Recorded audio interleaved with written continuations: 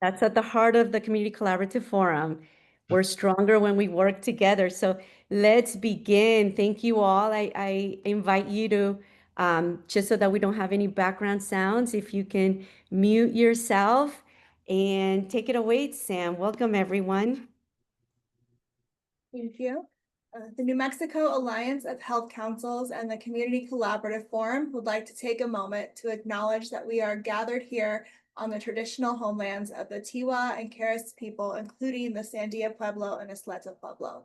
We give sincere gratitude for the opportunity to live and work here on ancestral and unceded lands that have been cared for by our state's original peoples of the Apache Nations, Pueblos, and the Navajo Nation.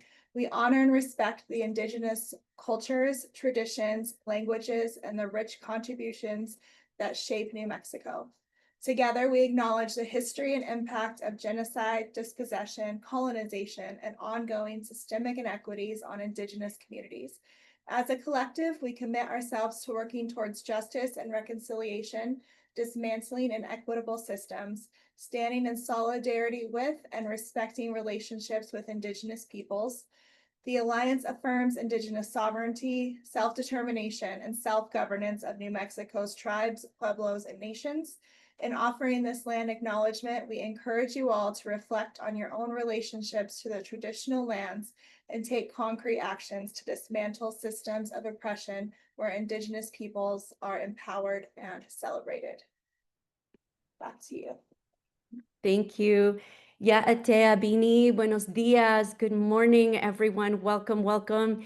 It's truly an honor to gather today with such powerful and diverse group of dedicated people to the health and well-being of our beautiful state. As you know, each of you represent a vital part of the fabric of our public health tapestry, and together we embody a shared commitment to ensuring healthier, stronger, vital, and more equitable communities across our beautiful state.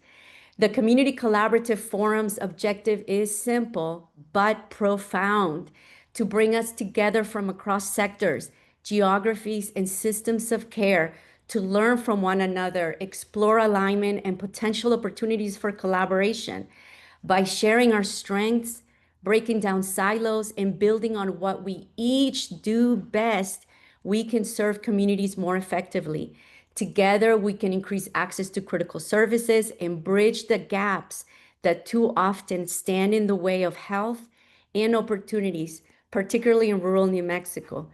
Today, CCF was informed by you, your feedback from the May 7th forum. As we learn from our key partners today with timely updates and opportunities to ask questions, let us keep at the center the people we serve, the families, the children, youth, elders, and communities that depend on us to work together with vision and determination. Thank you for being here. Thank you for your hard work, your leadership, and your unwavering dedication. Now more than ever, my friends, we believe that by working together, we can transform public health in New Mexico and achieve greater outcomes in improving the health and well-being of all of our communities across the state, today and for generations to come. I want to really very quickly acknowledge the planning committee here. Thank them for this labor of love in curating CCF in service of all of you, the New Mexico Early Childhood Education Department, New Mexico Public Health Association, NMDOH Health Promotion Team, the Behavioral Health Division, and of course your friends here at the New Mexico Alliance of Health Councils. Now, Sam, if we can move over to the highlights reflecting on May 7th. We're going to drop these highlights, this document in the chat for you all. But just to make note of your feedback of what you voiced during the May 7th convening, 65% of CCF members are concerned about federal changes and its implication on community health, and rightly so. And there were a number of challenges that were noted that we see as opportunities. These are lack of transportation, the need to center community voices, funding local community-driven solutions, training and workforce development, access to healthcare, and opportunities for collaboration, which is what we're doing here today. Policy priorities that you highlighted, of course, SB3 rollout, the Behavioral Health Reform and Investment Act, Medicaid and Medicare cuts combined, this affects over 50% of our population in New Mexico. Also, New Mexico state budgets impacted by federal changes or federal cuts. And what is the state's response or contingency plan? In the resource guide that we'll be sharing here momentarily, we've included information regarding the New Mexico Federal Fund Stabilization Subcommittee. It's in the resource guide. We invite folks to join this monthly committee so that you can stay informed as to what the state of New Mexico is doing in response to some of these cuts. There's the guide. Thank you, Sam. This guide is in response to the request you submitted during May 7th. Community resources, training opportunities, grant cycles, connection with our elected official body, and so on and so forth. Advocacy organizations that you can be engaged with.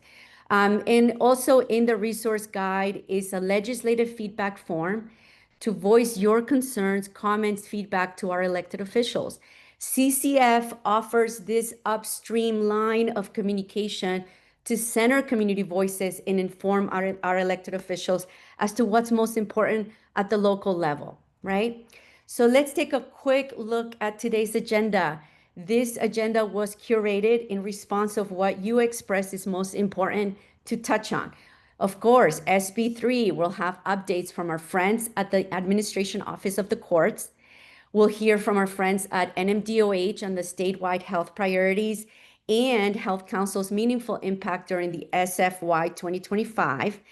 We will also be spotlighting community collaborative successes from the Early Childhood Education Coalitions, county and tribal health councils, and behavioral health LCs.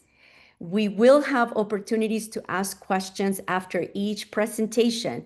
So we invite you to please raise your hand, your digital hand, or include your questions in the chat, include your name and email. We do have a tight agenda, so we may not be able to get to all of the questions, but we will be sure to direct your questions to the appropriate presenter for follow-up, okay? Now let's see who's in the room. My goodness, we have such diverse representation. I'm always encouraged by all of you from various sectors making time, prioritizing time to join us during the quarterly CCFs. We have folks from higher education, community coalitions, tribal health and county health councils, our nonprofit sector, our state agency partners, the for-profit sector, philanthropy, other sectors that we're eager to learn more about, our tribal leadership partners, legislative and government officials, and the general public. We're so deeply excited and grateful that you've made time to join us today. And we are 323 strong, my friends. We also want to give a warm welcome to our elected officials, legislative body, tribal leadership, and gubernatorial candidates joining us today. As we know, CCF is such a powerful opportunity for community voices to be centered and heard. So having our elected officials here today is sending a very clear message that what you have to say and what you have to share is important. So thank you to our leadership for being with us today. Now let's welcome our presenters on the SB3 rollout, Esperanza Lucero from the Administration Office of the Courts, Dr. Stacy Cox, CEO at the Center for Health Innovation, and a member of the SB3 Executive Committee. Welcome, welcome, welcome. Thank you. I want to see, is Dr. Cox on? Yes, Esperanza, I'm on. All right, perfect. I'll just jump right in and get started with the slides, and then I'll hand it over to you if you'd like. Perfect. Hi, everybody. Good morning. My name is Esperanza Lucero. I am the Behavioral Health Integration and Reform Administrator with the Administrative Office of the Courts. I have been in this role for a little over 2 months, and we're working very fast and strategic as we roll out Senate Bill 3 and all of the Behavioral Health Reform and Investment Act components over the next few months. So I'm going to jump right in. Go to the next slide, please.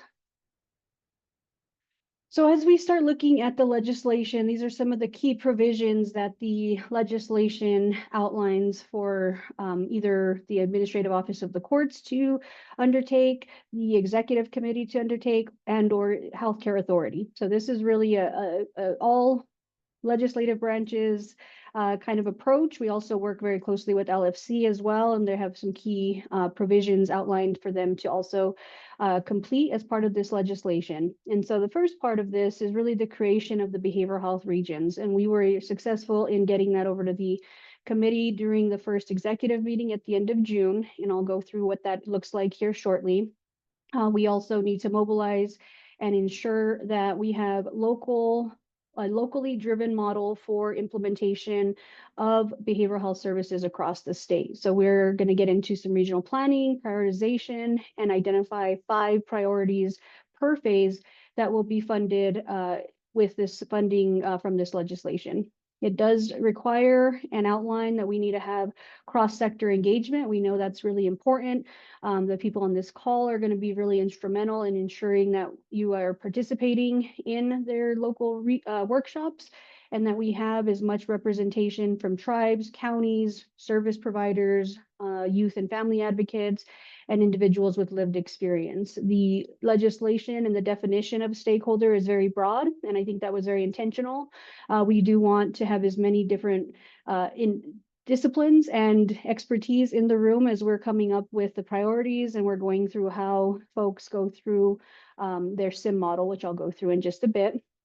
This funding does not entail any sort of circumventing of the Medicaid funding. So we are looking at how we're going to braid Medicaid funding within this, but this will not circumvent or take over for Medicaid funded services in any way. So we really want to understand what services are currently being funded, how communities are leveraging that funding, and ensure that what priorities are put forth do not overstep on the Medicaid side.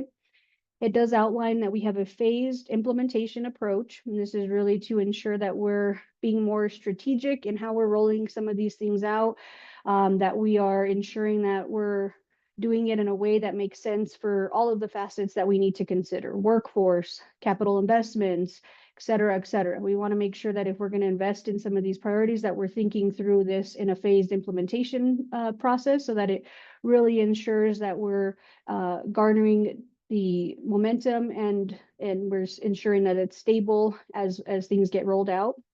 And then there's a big emphasis on accountability and equity. So we're looking at how we're going to be setting up a funding formula and other things that we need to have here soon, so that we can ensure that everybody across the board understands how and what money they'll have per county, per tribe, pueblo, and nation, et cetera, and that there's transparency around the data use, equity, and evaluating outcomes and guiding investments.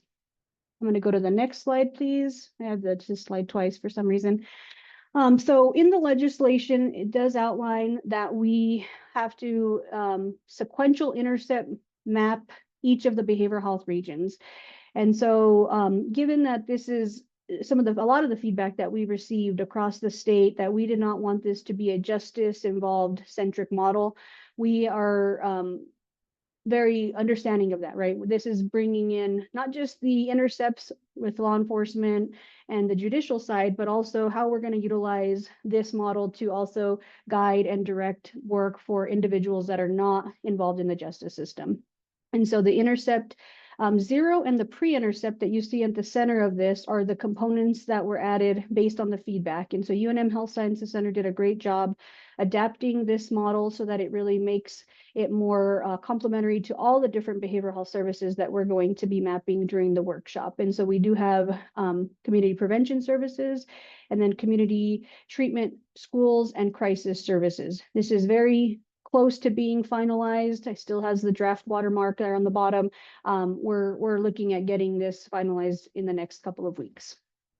We also are added the component of the youth on the left side of that as well. because some communities are going to want to focus on mapping their youth system and or their adult system or both.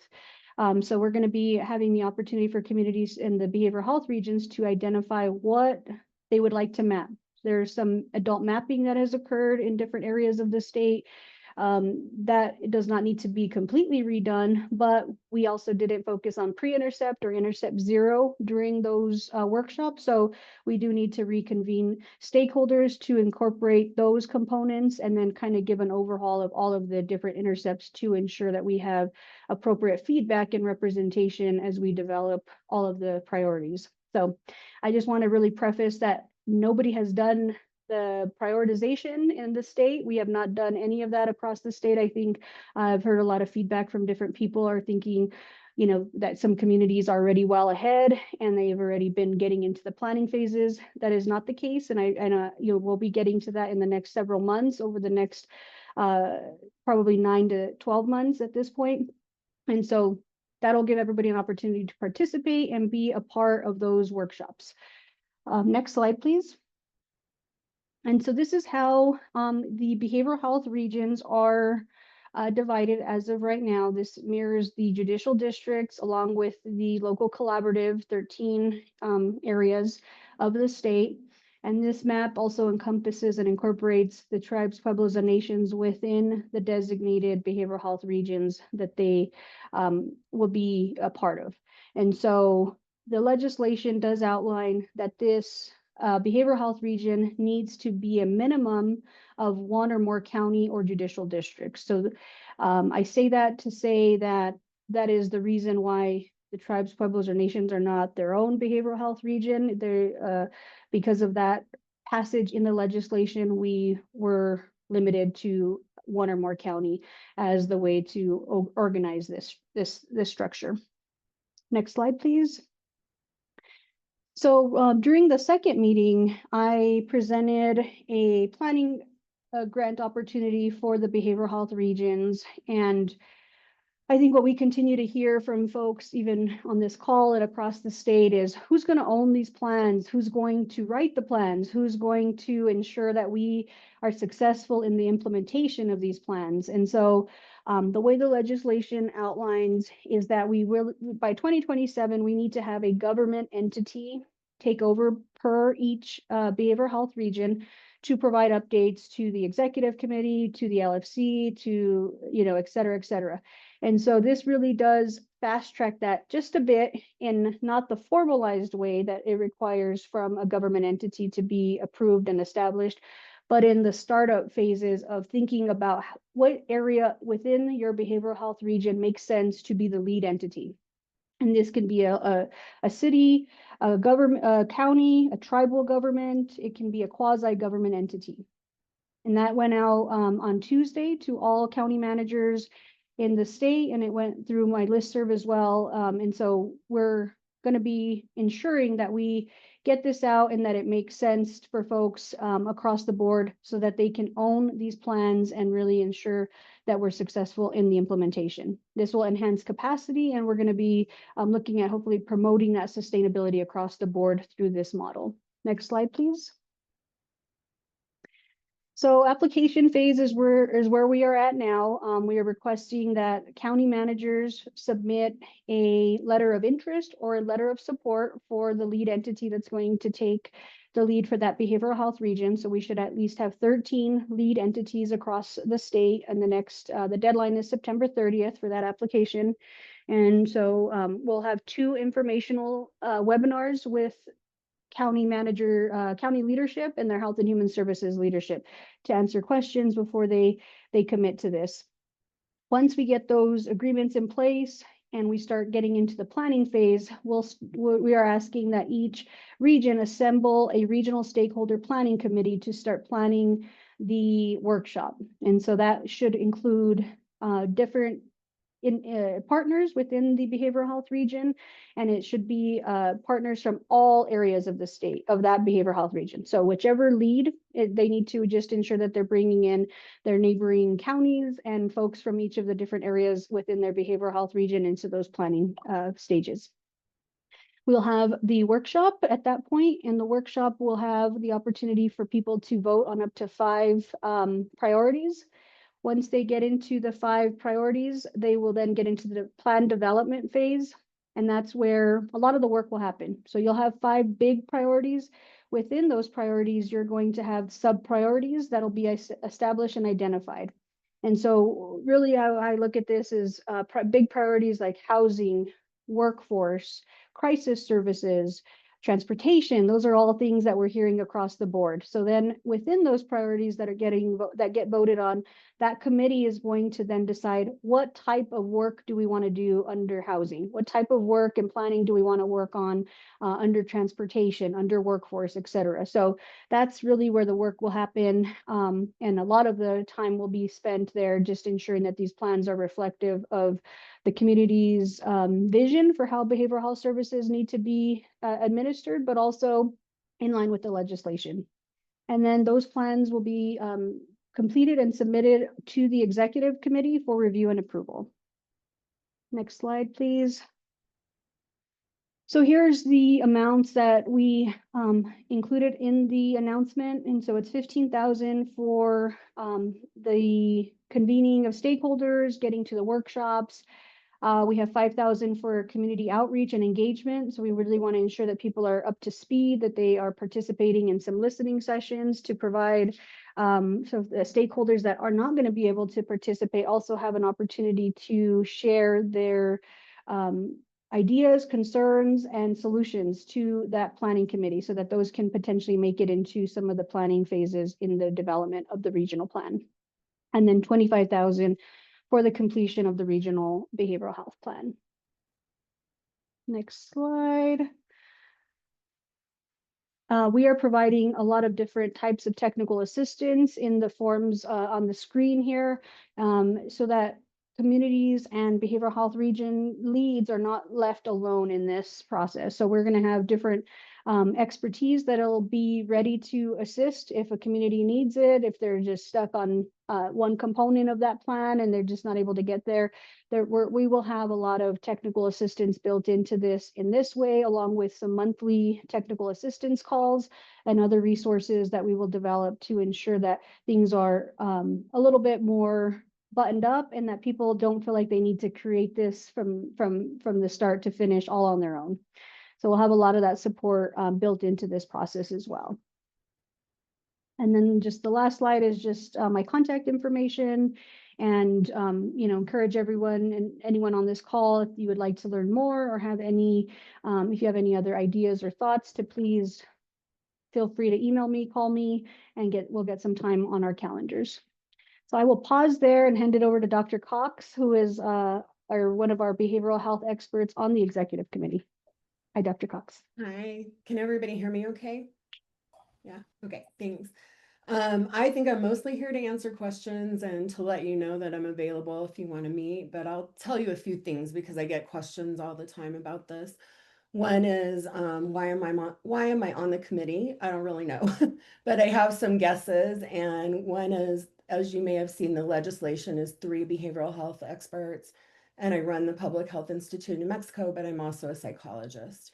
And if you don't know me, I'm really interested in ACEs and toxic stress, but I think the reason I got pulled into the committee is because I won't keep quiet about rural New Mexico, tribes, and health councils. So I think that says a lot about the committee and what administrative office of the courts and other people were looking at to pull onto the committee. And if you don't know the other 2 committee members, they're ex-Senator Jerry Ortiz-Pino and Dr. Cloud, Dr. Violetta Cloud. I really have been excited working with Christy from HCA and Esperanza from Administrative Office of the Courts. They've been so interested in listening and trying to figure out what the communities need, and have really taken the things that people say and brought them into the plan, and I'm really grateful for that. One of the things that I have said for a long time is that in rural communities, we're a centralized healthcare state. So decisions around programs, money, everything happens at the top, and then it drops down to communities with no TA and no resources to really pull off a behavioral health plan of any sort. So I love the idea that there's a lot of TA built into this. And, one of the things I've consistently said is if we don't fill that gap, we won't succeed in rural communities. I wanted to say a couple of things. Probably all of you or most of you got a facilitation list or a link for facilitators from someone at UNM recently.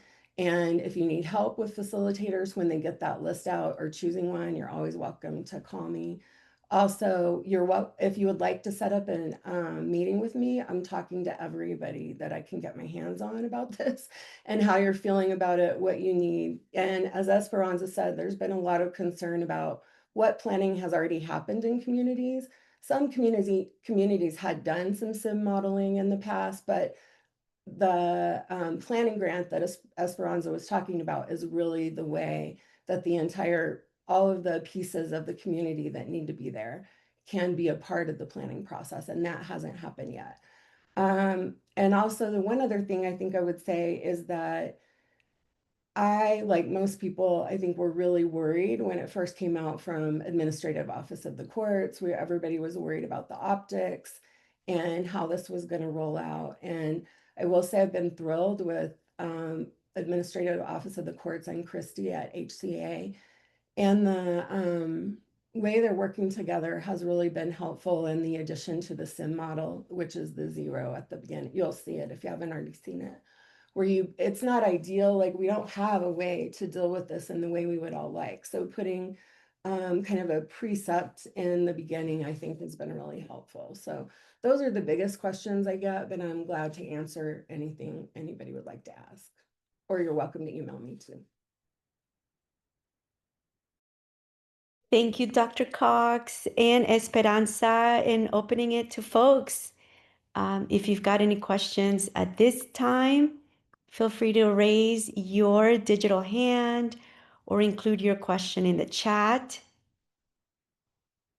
And scrolling through, Sam, Geraldine, Joseph, if you can help me keep eyes, we've got 185 strong today. So go ahead. Isabel, I can go ahead and read the first question in chat from Maura. Will there only be one workshop hosted for each behavioral health region? Yes, at this time, that is what we are looking at. We are looking at what year 2 would look like. We don't have that mapped out yet, so that could change down the road. Perfect. And Maura, Another question was in reference to the application notice. And the question was from Kamarla Martinez. And it was, will this application notice be sent only to county managers or tribal leaders? It was sent out to IAD. I have not received confirmation that it has made it to tribal leadership, but our intent is to ensure that we're sharing it with tribal leadership as well. We did do a press release, so a lot of folks are looking at that and able to know that that came out. And I also sent it to my distribution list, and I know other people are also sharing it with their networks. thank you. And we have another question from Alice. Will the regional workshops work on SIM mapping as well as identifying priorities? Yes. After all of the mapping is done at the conclusion of the last day of the workshop, the UNM Health Sciences Center will be deploying PACA as the voting mechanism to identify the 5 priorities that will be voted on by those that are in attendance.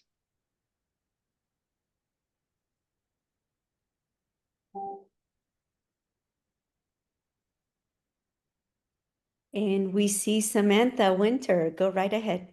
Great. I just had kind of a question about those priorities. So are those 5 priorities going to be essentially the same for all 13 districts across the state, or are the districts going to have different major priorities kind of amongst themselves? Each region's going to vote on their up to 5 priorities. And so I do think that there's going to be a lot of overlap with a lot of the priorities around the state. but every behavioral health region will have the opportunity to identify their own up to 5 priorities. Perfect. Thank you.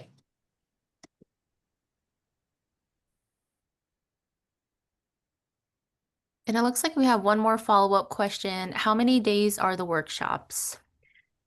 So we're looking at 2 days for one side of it. So either the juvenile or adult will be a full 1 to 2 day.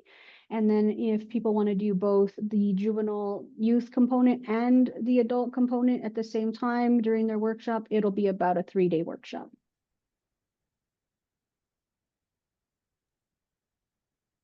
Thank you. And we have Cindy Sockman. Go ahead, Cindy. Evening. I know I've attended a couple of meetings with you, Esperanza, but I heard you say that there's a voting mechanism for those in attendance to the training. What if a lot of the tribal communities don't have tribal members in attendance? How are their votes going to be taken into consideration? Because you heard from our tribal association that we've had a lot of concerns about the tribal voice not being loud enough sometimes in some of these meetings or being overshadowed but by the larger players of the counties. So I just wanted to kind of get a sense of how this looks. A lot of the times, even though the distribution has gone out and we as the association can send out as many messages, that doesn't necessarily mean that tribal governments are going to be in attendance and have the capacity to vote during those meetings. So just kind of wanted to put that out there for both you and Dr. Cox to kind of keep that in mind and see if you guys have an answer for that. Thank you. Perfect. I mean, the way the application is written, we would like the lead to ensure equitable invitations to the pueblos, tribes, and nations within their behavioral health region. That is one part of it. And I think to your point, Cindy, that if we don't have appropriate representation, what does that look like?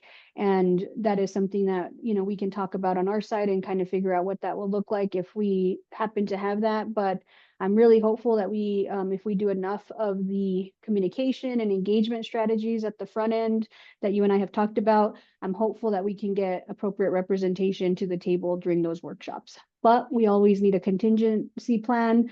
So I'll be happy to kind of think through that and see what Dr. Cox and I can come up with, Christy and others, just to ensure that we have appropriate representation and voting mechanism thought through.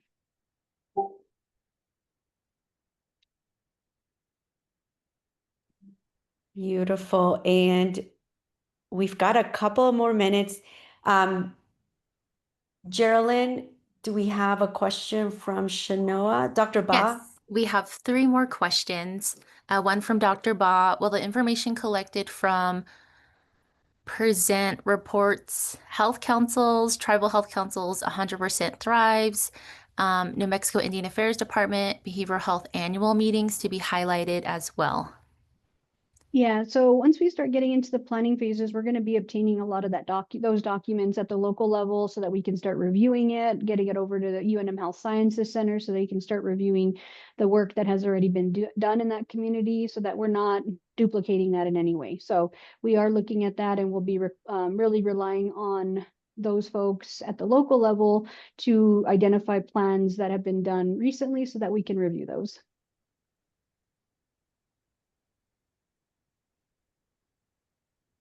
Perfect, thank you. And we have 2 more questions from Anna Horner. The first one is how will regions be prepared to effectively engage in planning workshops? Yeah, that's all stuff that we're working through at the moment. But we want this to be successful, so we want to make sure that we're thinking through this strategically and that we aren't just throwing money around based on priorities that people pick, and we're getting into the workshops and all of that. So we are ensuring we're looking at some different models that we can use to just ensure that we're ready to go for those workshops and whatever that needs to look like.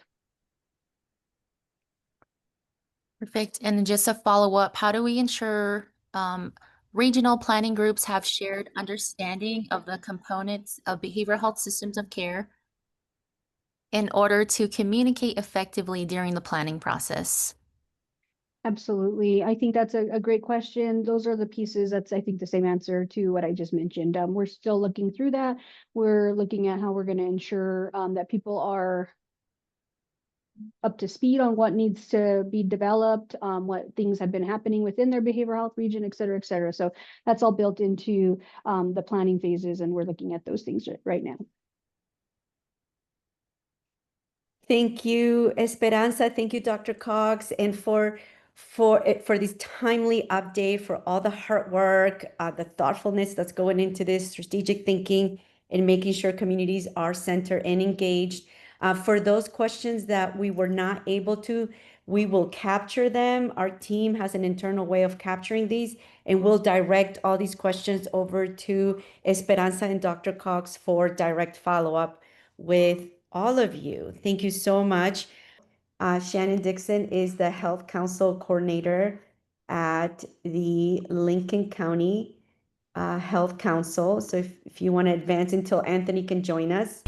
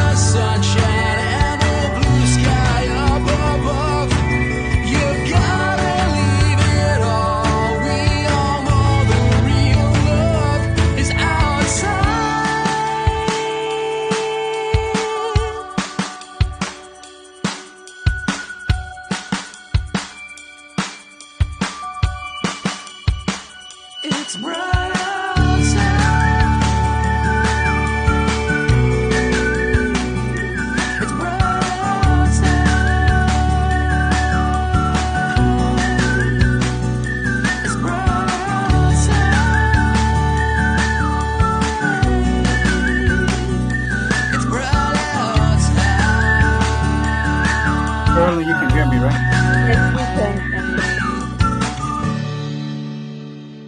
Thank you so much. That's a highlight of all the meaningful, impactful work that Lincoln County has been leading in so many areas around community health and well-being. So we're going to switch over to Anthony Yepa, who's going to share his collaborative successes. Anthony, we have about 6-7 minutes, and then we'll open for questions and switch over to DOH. Go for it, my friend. Hello, this is Anthony. Can you hear me? Yes, we can. Okay, great. Good morning, everybody. Welcome to our presentation this morning. I Good know morning. we are hurting for some time here, but I represent the Hopa Health Council of Santo Domingo Pueblo, and I'm glad to hear Esperanza and the other person talk about the new new issues and new deliverables that we have as county and tribal health councils. And I wanted to just give you an impact statement or maybe some experience as to how we have to do things at the community level. I know that we have SB3. We also have the deliverables. We also have some directions from the Department of Health. And I think at the county and tribal level, we need to look and understand how some of our issues and challenges are at the local level. In the Pueblo of Santo Domingo, the Health Council has been designated by the governor's office, and as such, we are required to have some council limitations. We have to be looking at certain scopes of work. We have to be looking at the level and reach that we have in terms of not only the state, but also within the tribe and also within the federal government. So what we have done is we have worked with our Hopa Health Council, and we have tried to educate them because these are community members. They have to have an understanding not only of House Bill 3, but the deliverables, but also the infrastructure that is involved in making sure that we have a successful plan in place. And one of the things we have done is we had done a internal training. We had a review of the bylaws, and we also have to look at the governance in terms of our scope of being an advisory. We are an advisory committee to the governor of Santo Domingo. Next slide, please. This is just some of the things that we had done that overlap or maybe are part of SB3. And as county and tribal health people, you are aware of the addendum that was submitted to us in terms of preparing for our grants and contracts. And so this is just somewhat of a overview of some of the activities that have occurred in Santo Domingo Pueblo within the Health Council, but also within the various programs of the tribe. Next slide, please.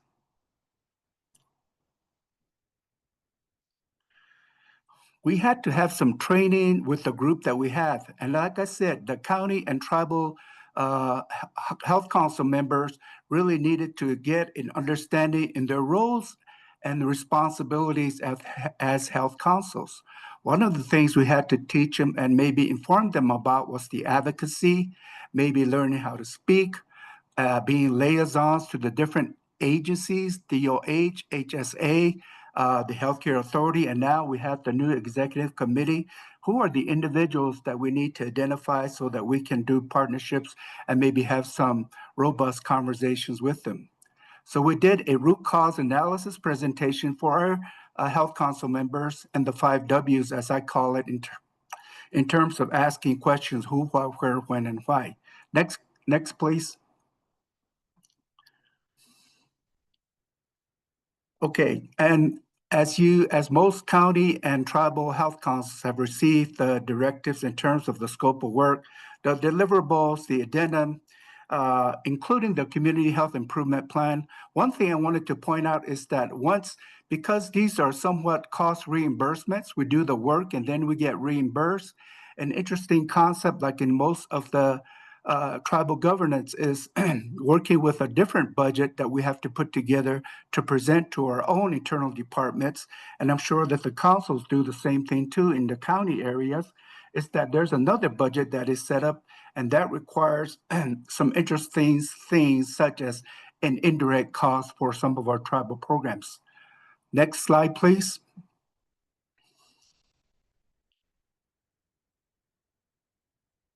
We had an organizational development as one of our original initiatives, and I think that one of the things that is very relatable to the counties as well as to the new directives that we have with the Department of Health is that we really need to have a good understanding of defining the initiatives, the law, the scope of work, and how we're going to present that and work with other programs to make sure that we have competency and capacity within our different organizational governance and governments in terms of facilities, in terms of communication. And of course, we have tribal infrastructure. Like I said, we are an advisory to the Santo Domingo Tribal Council. And as such, we have to have communication lines with them on a regular basis. And of course, the introduction of House Bill 3 to the council members. I've already tried that once and I got more questions than I could answer. And thank you for the Esperanza's presentation. It will help us move on those in our next Health Council meeting. Next slide, please.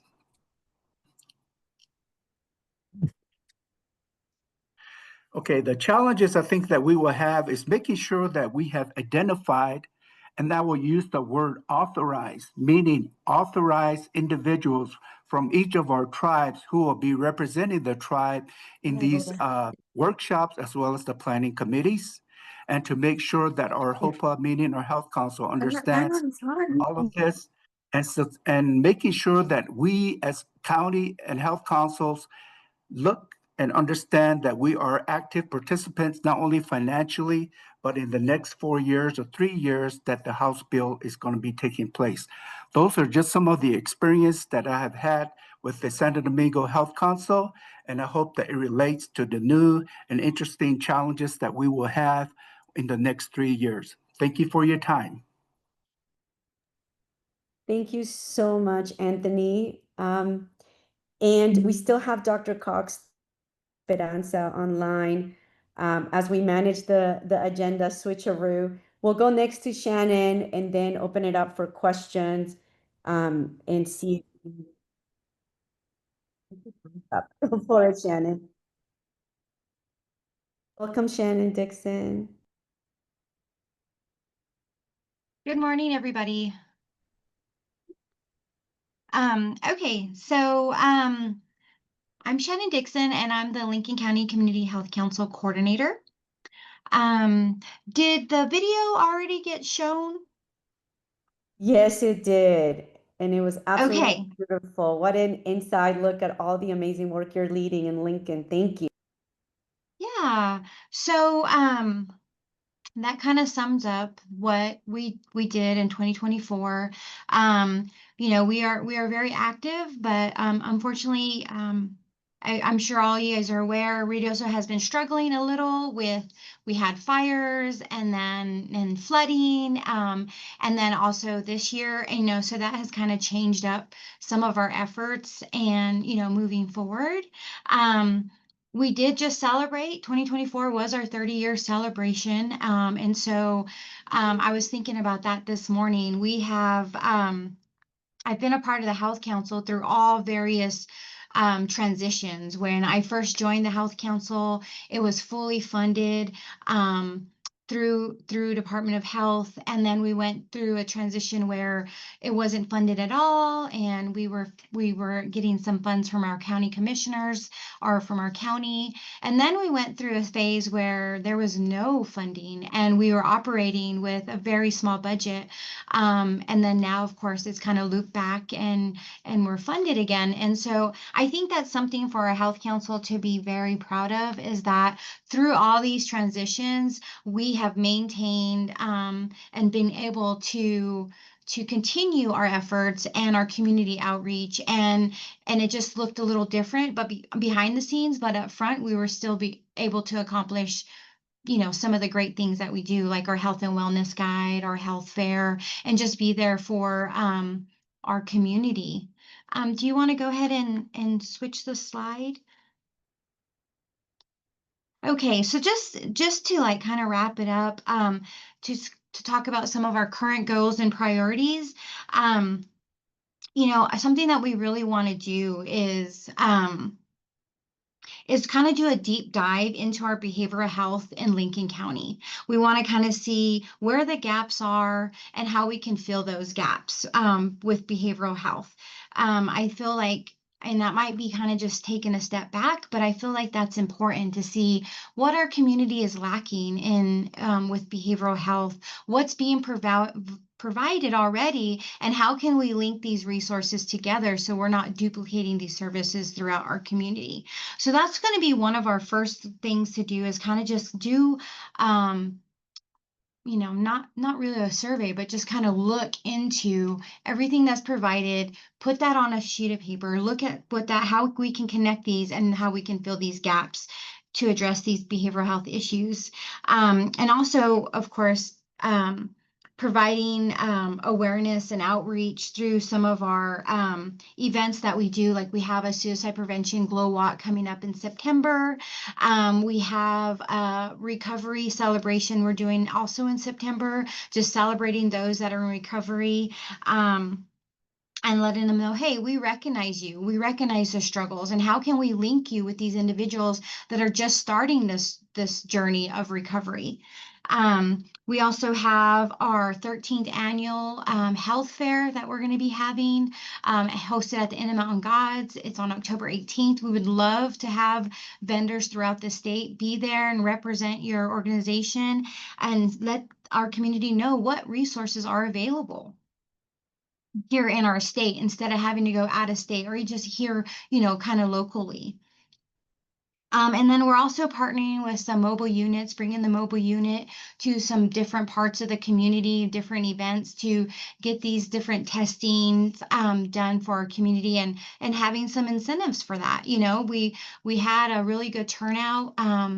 We brought the mobile unit to Hope Floats in Rio Doso, and they were able to conduct 20 STI tests, and then we had a little $20 gift card for them for Walmart that we get, just a little incentive. But you know what? I think it's real worth it. And we actually had a second event, and we got our max of 20 as well. So we want to continue to do those throughout the community and throughout the year.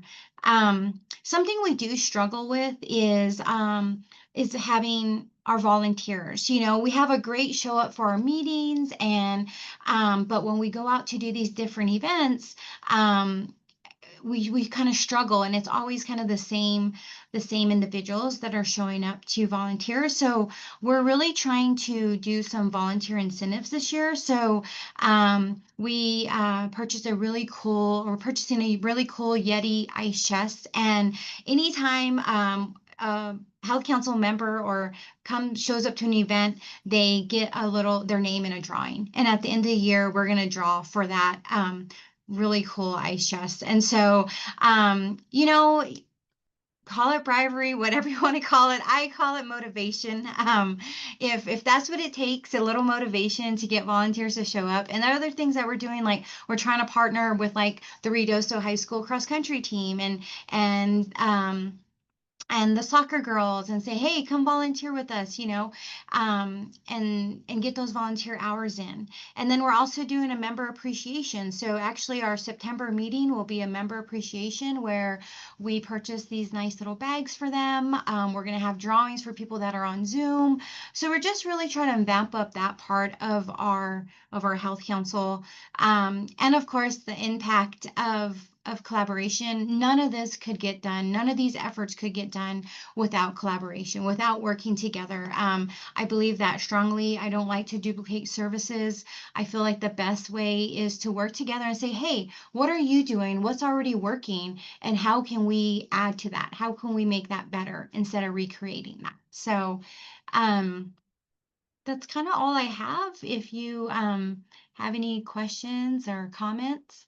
Thank you, Shannon. I just got to commend you, Lincoln County Health Council, all county and tribal health councils, for how innovative you are, how collaborative you are, how resilient you all are. And I think it goes without saying that when we do work together, right, we can make the impossible possible. And it is the testament to the collective advocacy efforts across all county and tribal health councils, the Alliance, and many partners, that we've been able to secure the legislative support, right, at our state to allocate funding for health councils, to your point, Shannon, first time in over a decade. So baby steps in the right direction, and just really humbled by the work that county and tribal and health councils do throughout our state in service of communities. So yeah, let's open up the room to see if folks have any questions for Anthony, for Shannon. And you can raise your digital hand or include your comments or reflections or questions in the chat.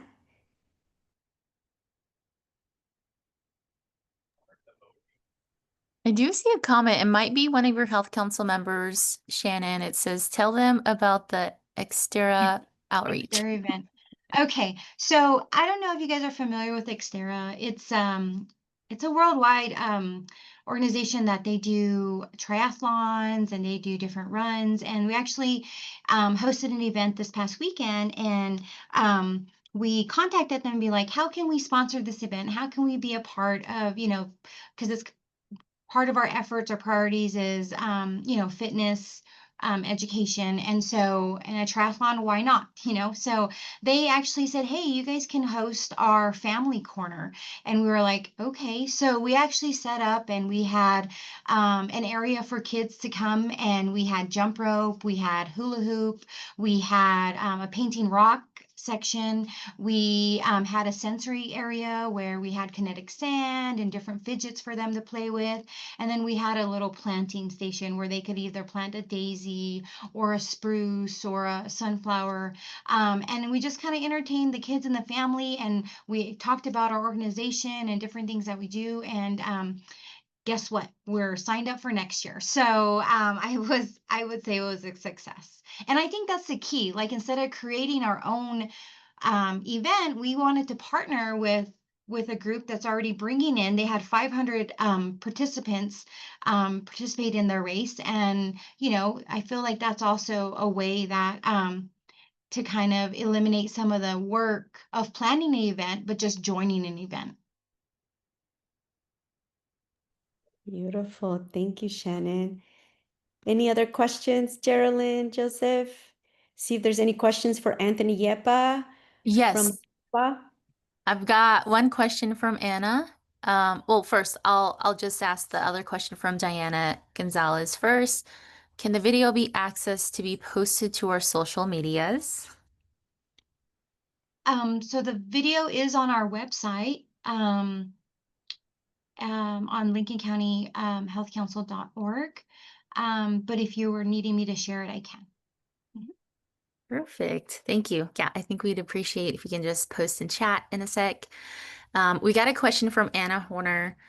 Curious on your thoughts, Anthony and Shannon, about the Health Council's current capacity to provide insight into specific behavioral health needs in your region, or what's needed to bring folks from health councils effectively into the fold for the behavioral health planning process. You're on mute, Anthony. I will answer that by saying this. As you heard of my presentation, I was able to talk to the community members that are comprised of our health council in Santo Domingo. They are not listening to the news. They are aware of what is going on in their communities. They were not part of the legislature in terms of participation there. So now we have that opportunity to not only be impacting the health council members, but also the community members. And in doing so, we need, as in most of the reservations and tribes, we need somebody to be authorized to speak on behalf of those things in terms of the law, in terms of the community impact, in terms of the ability to look at the infrastructure that is available, the type of services, the referral system, the intercept system that was discussed earlier, and to understand the concepts not only in prevention, intervention, but tertiary care, and the access in all of the referral systems that will be made available not only in our regional planning areas, but also throughout the state. And I think that because of the provider shortage, the workforce, as it was mentioned, we need to have a clear understanding of that. And maybe really the access is a major issue that we need to educate our health council members of, because the health councils not only look at health departments, they also look at the housing, they look at the needs assessments in our community. And one of the things I just wanted to point out, having looked at the law, is that there's a couple of places the law mentions disproportionately impacted communities. And that's where I think a lot of the rural and tribal areas will need to get involved in this. That's my response to that question. Thank you. Thank you. And just to piggyback on that, I think, like I was saying at the beginning, I think my first step is, and it seems like Anthony's already taken that first step, but is looking and inviting all these services and providers for behavioral health and having this conversation and encourage them to join these efforts. Something they're working with is LC12, which is Lincoln County and Otero. So we've already started that partnership, and reaching out to the tribes, in which it's a little bit of an obstacle in our community because the tribe, for the LC12 is not a part. The Mescalero Apache tribe is not a part, is a part of a different LC. I think it's like LC5, which to me it doesn't make sense, because we have, the way we're structured is we have Otero County and we have Lincoln County and we have the Mescalero Apache tribe right smack in the middle. And so it makes sense for us all to work together and support the efforts of the tribe and the counties that's, surround them. So anything that we do for our health council, we include Mescalero. Any efforts that we have, we include Mescalero. And that has been a big part of my goals of being a part of the health council, is ensuring that we include the Mescalero Apache School, we include the community. The glow walk we're going to have is going to actually be in the Mescalero community. And so we see the value there and the importance of that collaboration.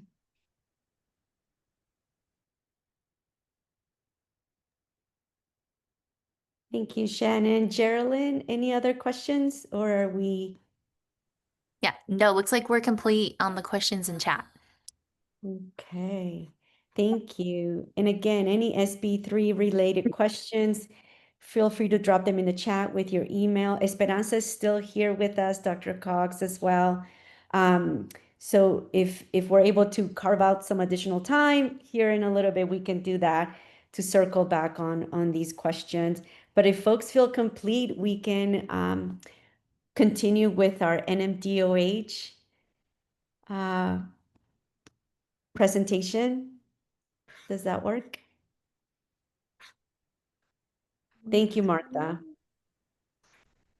Thank you, Geraldine. Hey. Hello, everyone.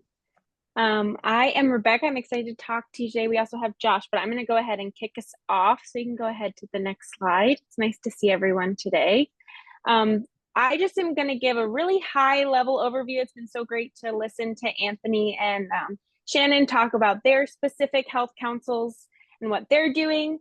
This is a much higher, 30,000 feet, talking about all 42 health councils that took NMDOH funding in the fiscal year 2025. So you'll see on kind of one side of the screen here, this is all of the types, we call them initiatives, all the things that health councils did. So how many gun locks they gave out, how many informational pamphlets, materials statewide in the year of 2020, in the fiscal year of 2025. I'm also going to drop in the chat here when I'm done a 2-page kind of report that overviews everything that was done with the health councils in FY25. But just to kind of highlight, again, smaller level of Chavez County is one that, like Shannon was talking about, the response to floods and fires. We saw the same thing happen with Chavez County, and being able to respond to 211 calls, which the Health Council operates 211, and really get those resources out to community members in emergency response. We had the Los Alamos County Health Council partnered up with some partners within their community to kick off a community-wide initiative to try to train 1,000 community members in suicide prevention in the next 2 years. So that was in the workings this fiscal year. And will kind of take off next fiscal year. And then a really exciting one is that SCOPE, which is Socorro's Health Council. Hi, Sam, I saw you on here. They were able to open up a community bike repair shop in Socorro to really help their initiative of active living and transportation. So trying to kind of handle two of those things at once. Next slide. And then this is just kind of a really, again, high level overview of what the funding for FY26 is going to look like. So there was $4 million allocated from the New Mexico legislature for the FY 2026 Health Council funds. And that funding said that it is for health councils to transition to behavioral health supports pursuant to the regional plans of the Behavioral Health Reform and Investment Act. I don't have to tell you what that is. Everybody has now known what SB3 is with this time we've had together. So we have 43 health councils that will be getting contracts with the Department of Health this year. So 33 counties, 10 tribes. So we're very excited about that. And we'll have kind of a range of contract amounts from $67,995 being the lowest to $107,995 being the highest. And that range is really just going to be dependent on how much capacity the Health Council has to take on some initiatives within their community, and kind of we're scaling the funding depending on how much capacity the health councils have to be able to do a lot of the work. So we'll be kind of scaling them throughout the fiscal year. But the big thing is, as we see in the legislative funds, is that it's heavily focused on behavioral health. So they'll be working on behavioral health initiatives in their community, such as suicide prevention, harm reduction, MOUDs, stuff like that. They'll be engaging in the SB3 process, and then they'll continue with their community health improvement plans as they've been doing now for a couple of years. So I will go ahead and turn it over to Josh for the rest of the presentation. Thanks, everyone. Great. Thank you, Rebecca, and good morning, everyone. It is great to be here. Thank you for inviting me. For those who I haven't had the pleasure of meeting yet, my name is Josh Swatek. I'm the Policy and Performance Director here at the Department of Health. And I just want to sort of today go over the State Health Improvement Plan, focus on some of the key successes that we've had, and talk about a little bit about what's driving those successes. Especially from the social determinants of health angle. So as you can see here on the left side of our screen, our key implementation strategies really focus on community engagement, interagency collaboration, strong data sharing mechanisms, and equitable allocation and access to resources. This is important because the State Health Improvement Plan really is it's not just a DOH responsibility, it's a community responsibility. It goes across all cabinet agencies, it goes across all health councils, and it really is the responsibility of all of us, even though we're the sort of the convener of this plan, to drive this plan, to create it, and to really move forward. As you can see, the State Health Improvement Plan included 3 major priority areas, which I think are still relevant today, as they have been for many years in New Mexico, which is access to primary care, behavioral health, and the social drivers of health. Within these areas, there are 8 total focus areas. So 4 areas in access to primary care, 2 in behavioral health, and 2 in social determinants. Within those, there's 29 goals focusing on these health outcomes. So this is a big plan, goes into a lot of detail. If you haven't read it yet, I'm not going to go into detail today because I don't think we have time. I could read it for you, but I think you'd all be very bored if I read it to you. I suggest you go ahead and check it out, read through it. I think we've got a year or 2 left on that plan before we start our process again, and make an updated plan. But I think, let's be honest, I think some of these things will still be big issues in New Mexico over the next few years. Next slide, please.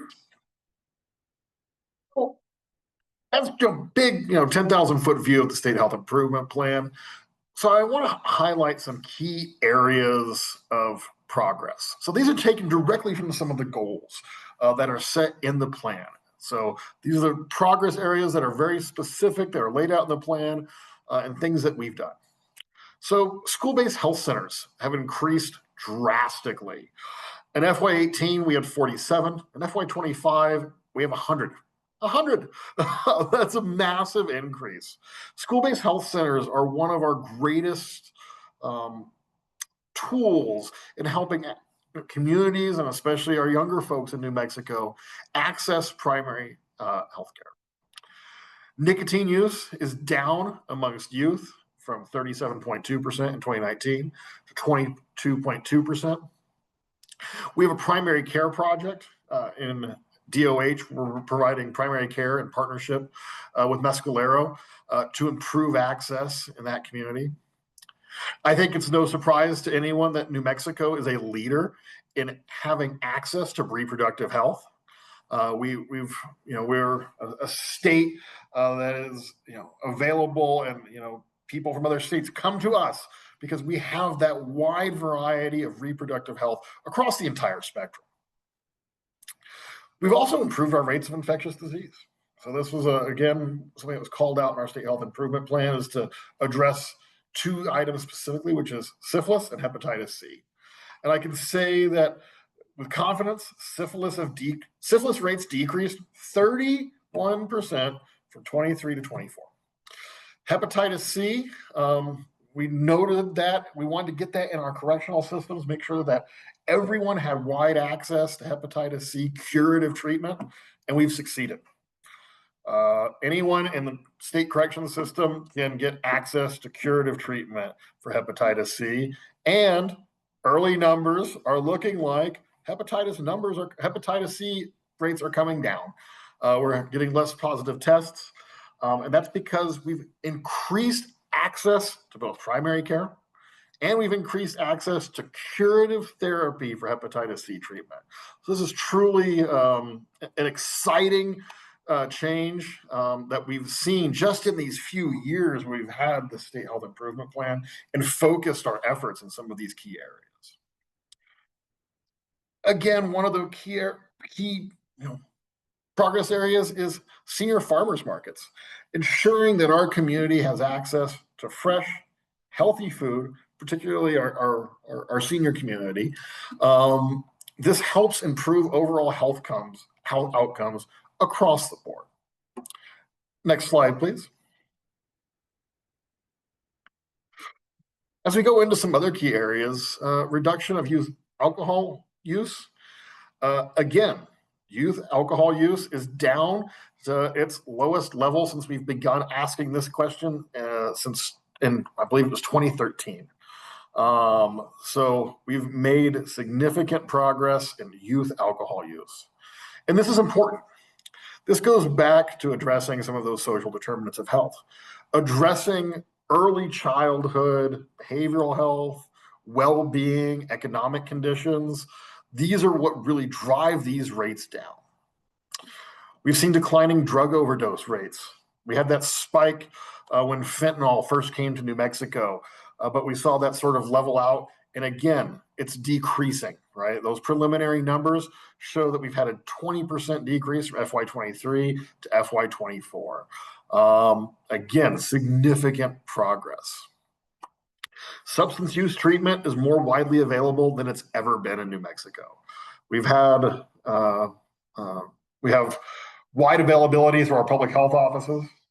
We have wide availability through primary care, which previously was not really a thing at the start of the state health improvement plan. So there's more access than there ever has been. That's not saying that there's not more work to be done, but I want to be positive here.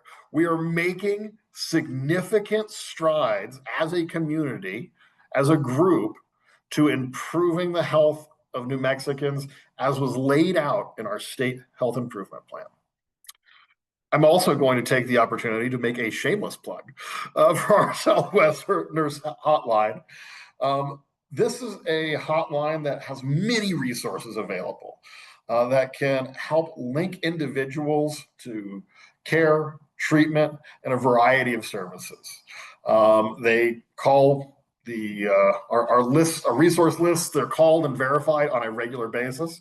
In fact, I got a call just the other day asking if I was still the primary contact for harm reduction, which I'm not anymore. But they regularly do that, and they keep those lists as up to date as possible. So there's my little shameless plug for that service. Next slide, please. So how are we doing it? Again, this comes back to those big social determinants of health, right? When we're looking at economic stability, right? We have to do that through community collaboration. That's through the work that you have, setting the priorities in our local communities and feeding that into the larger state health improvement plan. Make sure that we're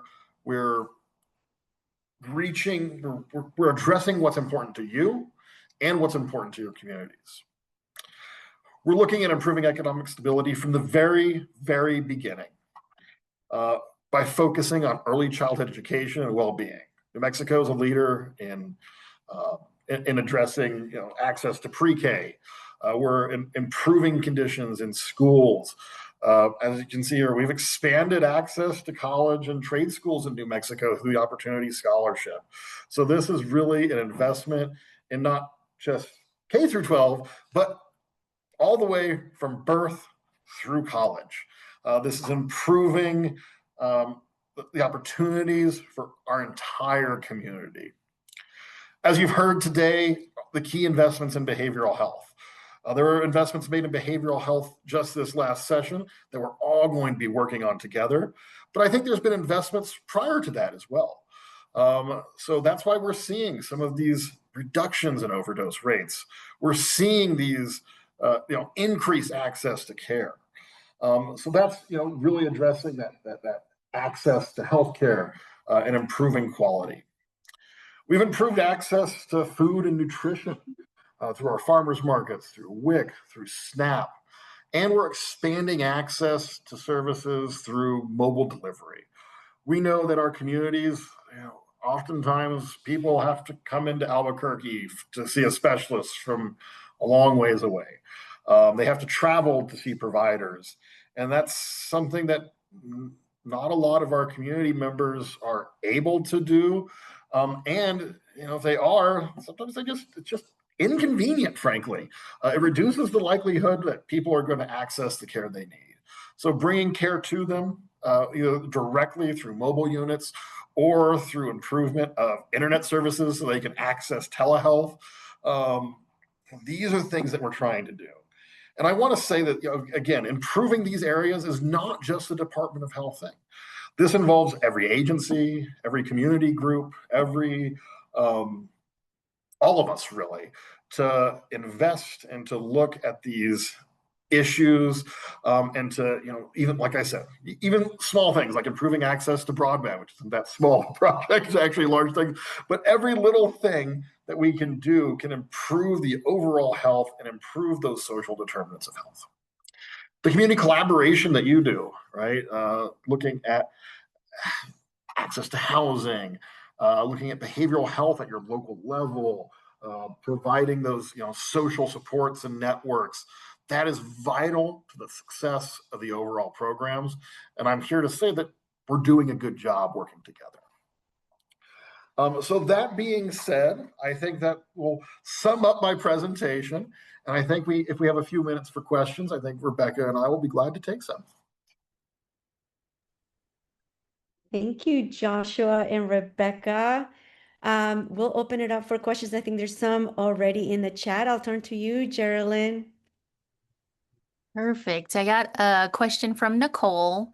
Is there any way we can get more social workers in schools fully funded and not dependent on diagnosing youth for Medicaid reimbursement, or work on a bill that encourages fully funded social work positions within schools? We have a lack of access to mental health providers in our schools, with many schools failing to have a dedicated social worker in the school. Even more problematic is that they are dependent on diagnosing in order to be paid. Well, I'm not the expert in social workers in schools. I can say that is something that we're looking at and addressing. Overall, mental and behavioral health within schools. The meeting I was on before this was actually with with PED and looking at improving behavioral health and improving that access. So I think there's there's definitely conversations that are ongoing. I can't give you specifics today because I am, again, not that expert, but I think there is ongoing conversation around that specific question. Great, thank you. We have another one from Casey.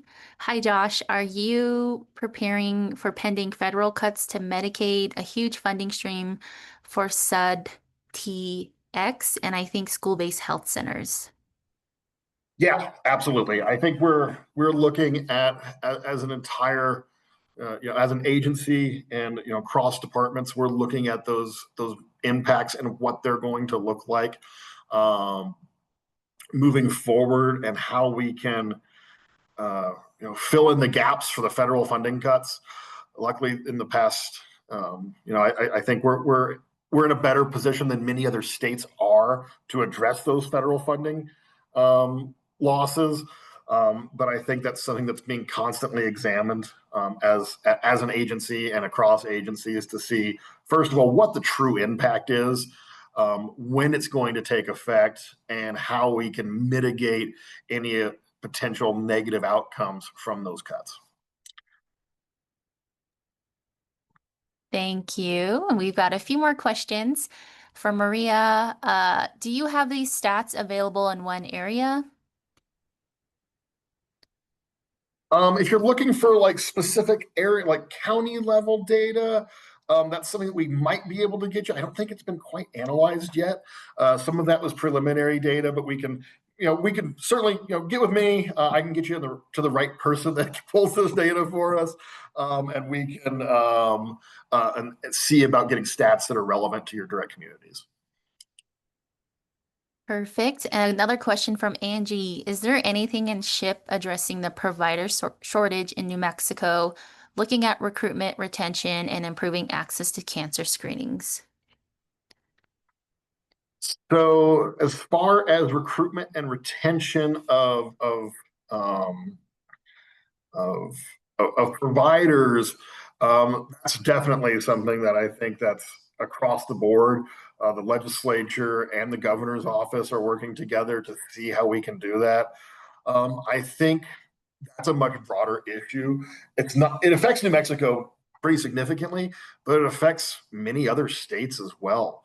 We're in a sort of in many places are at a point of not having a lot of providers. I know there's some efforts this past session to start addressing that. And I think that there's ongoing conversations about how to address that. I know currently we have, like through our rural healthcare provider programs, we have incentives to bring providers to New Mexico to help pay for some of their loans and do some of those programs. So we're doing those, but really looking at expanding those in the future, and seeing how we can seeing what policies that we can specifically change that will make New Mexico a more attractive place for providers to be, is something that's, again, an ongoing conversation, and something that we're aware of, and we do have some specific programs that do address it. So. Okay, thank you, Josh. We've got another question from Anna. Can you please elaborate on specific metrics DOH is tracking to measure progress towards goals related to improving social determinants of health? So we have metrics across the board, and I think it's really looking at some of that outcome data that we've been showing you. We also have internal metrics. So we have it's a big system. We're a big agency, so we have input quality and outcome data that we're looking at on a consistent basis. So some of what I shared today was outcome data, right? Our reductions in childhood poverty. That's certainly an outcome data that's directly tied to the social determinants of health. The drops in infectious disease, right? The improvement in economic conditions. increased enrollment in colleges. I was at a hearing at NMSU, and they're seeing increased enrollment at colleges that are probably directly tied to those opportunity scholarships. So those sorts of things those are just a few specific examples. We've got a lot more on the back end that we track because we know that we have to track, outcomes are longer term. We have to track our progress every step of the way. All right, we got a little influx of questions here. Next question from Ken. Does the state of New Mexico actually have MDs and other licensed medical personnel on staff? And do they practice or are they working as advisors? I will say that confidently that the New Mexico Department of Health and our sister agencies, particularly, I can speak specifically for us. Yeah, we absolutely have MDs on staff. And they're treating patients as we speak today. We obviously do have some more that are in administrative roles, but those are typically higher up folks. Also, something that I think that people often overlook with the New Mexico Department of Health is that we also operate many of the state hospitals. So the New Mexico Behavioral Health Institute, the state veterans home, those have lots of clinicians because they are hospitals. So we have practicing clinicians. We expand their ability to provide services throughout the state by using telehealth. So substance use treatment is one of those areas, for example. So we don't have the ability to have a provider in every single office, but we do have a provider that if someone walks into a public health office and needs, buprenorphine to treat substance use disorder, they can be seen that day in most cases by a provider that might not be right next to them, but might be in their local community or might be somewhere else because we have those providers and that telehealth infrastructure that can provide services. So yeah, we absolutely have providers that are treating people. Great. Another question from Samantha. Some counties are losing school-based health centers. For example, Socorro High School is losing theirs. How do we work together to address this? I am not aware of that. Let me talk with Kristen. See what might be going on there. I've not heard of school-based health centers, but so thank you for bringing that to my attention. We've heard of expansion, but we haven't heard of shrinking. So I'd have to get more details and get back with you about how we can help. So feel free to reach out to me and contact me. Great. And Sam, we can definitely connect you with Joshua if needed after. So, and then another question from Lindsay. You mentioned the importance of behavioral health and early childhood services in improving many outcomes. Has there been discussion of project development in collaboration with infant early childhood mental health services and reimbursement for these services? Again, not my area of expertise, but I'm sure that there's absolutely conversations going on and development with infant early childhood mental health services and reimbursement. I think I would lean more when we're talking about reimbursement on our partners at Healthcare Authority. They'd probably be much better experts in that than I am. So I don't want to speak to that too much, but I would assume that there's those ongoing conversations. Perfect. And then just as a follow-up to school-based health centers, I did see in chat, Carrie mentioned Roswell also lost school-based health centers. That's interesting. Again, if you get me more details, we can look into that. I know sometimes, so we sometimes local school districts have the ability to have school-based health centers. So they're the ones that decide whether they should have them or not. And if a local school district decides not to have one, then they just don't have one. I think that's probably an issue, and that's not something we can't force a school, a local governing body to have a school-based health center, but we can talk to them and offer them the resources and help them get set up if they do indeed want to have that school-based health center. So again, talk to me. I can follow up and see what might be going on there. Okay, thank you. We have another question from Jose. A two-part question. What is the ask for next year's legislative session for health councils? And how do you see health councils supporting SB3? Great question. And I'm sorry, I'm going to disappoint you with this answer. We don't have specific asks yet for the legislative session. Those asks are being developed as we speak. So there's nothing that I can really share on specifics about what the ask is. That takes some time to develop. And frankly, I'm not privy to all of those conversations. So once those are developed, I think that will, we'll be able to share that. But right now, I don't have more information from that. Health council supporting SB3. I think Rebecca, if you'd like to take that piece, Yeah, for sure. since that's a little more specific than those broad questions.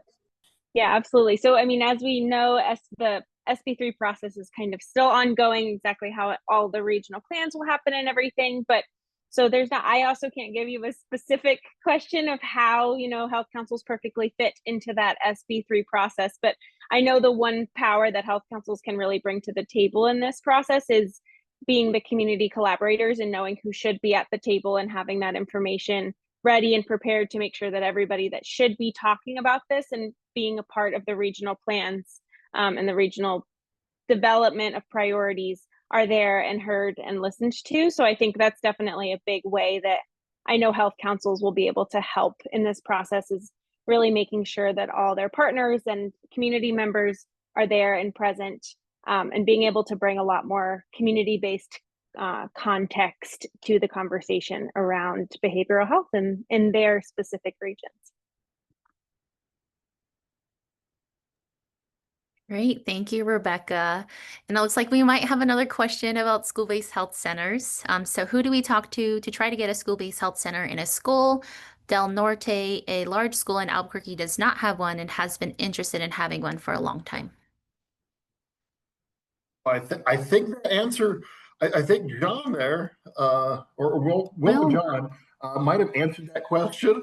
But the School-Based Health Center Alliance is a resource. Also, Kristen Oroskovich here with DOH, she runs our School-Based Health Center program. So I think those are going to be your two best resources. I know that we're constantly working with APS, so we work with them very, very frequently. So I think that's topic has probably come up before. I would wager. So I think if there's a want for access for one, I think there's a way to make it happen. Great. And we've got another question from Lisa. What transportation is available for individuals needing detox and/or crisis intervention? I'm going to defer on this one, and I'm going to tell you to call our call line because I don't, they can give you a lot more specific resources to your community. You can also look on the Yes Connect NM website that they put up and look for that because I think it's going to be specific to each community, and it's going to change, right? What's available in Rio Arriba is not going to be the same that's going to be available in Roswell. So call our hotline, use those web resources that our partners at Healthcare Authority have put out, and you'll get, I think, a lot more specific local information for those resources.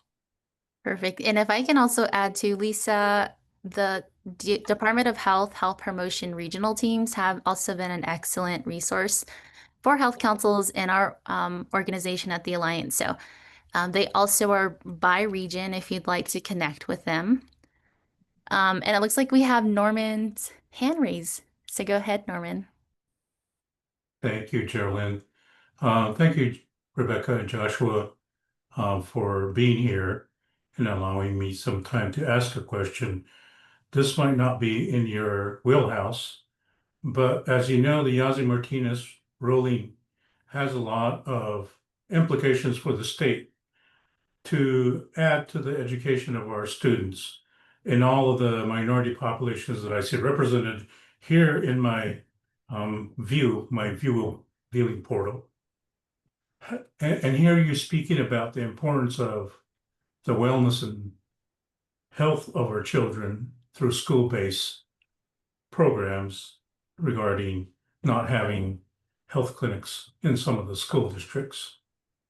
How are you working with the PED to ensure that even though you might not be part of what PED's mandates are based on the Yazzie Martinez ruling, how are you working with that agency to ensure that what you're saying here about having school-based health clinics in all the districts of New Mexico be afforded to our children so that their well-being is taken care of, so that the educational portion of the lawsuit is met, and that they actually have what is needed, including those that have disabilities, to have the opportunity to learn as their colleagues are, but also having transportation addressed, as well as any of the other mental behavioral issues that I see as part of this discussion, where you're talking about transportation to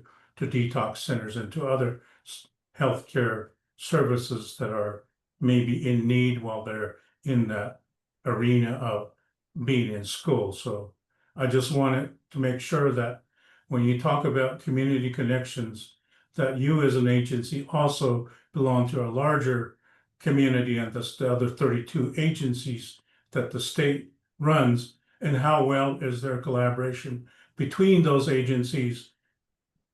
And that's why I'm using the Yazzie Martinez as an example. Thank you. Yeah, so I can't speak specifically to that particular lawsuit. I frankly need to do more research and how that's connected to sort of what we're doing and these items. I prepared more for broad statements than that specific question. So I think I need to dive into a little bit more of that. What I can say is that DOH does regularly participate from PED and our other cabinet agencies. Today we were just, before this we were on a joint meeting with PED where both cabinet secretaries are at. So broadly, I can say we're absolutely collaborating with each other, but I can't speak to specifics from the Yazzie Martinez lawsuit. Again, I just need to know more information before I would feel comfortable giving you a specific answer. Thank you, Josh. And then may I ask another question? Thank you, Valerie. I heard rumors that the state is actually going to be potentially contracting with an outside entity to do a lot of mental behavioral services here in New Mexico. And that entity comes out of Massachusetts, focusing more a little bit on the peers support specialist training and whatnot that they do. I was just wondering if that is true. And if it is, I have some concerns because they sort of in their logo use a lot of indigenous symbology, which they say that it could be relevant to our region here in New Mexico. But to be quite honest, a lot of that symbology runs counter to how us Pueblos use symbology and the meaning of such symbology.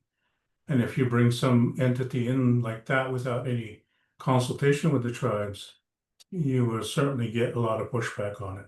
So I was just wondering if you could verify if the state is in talks with this group or not.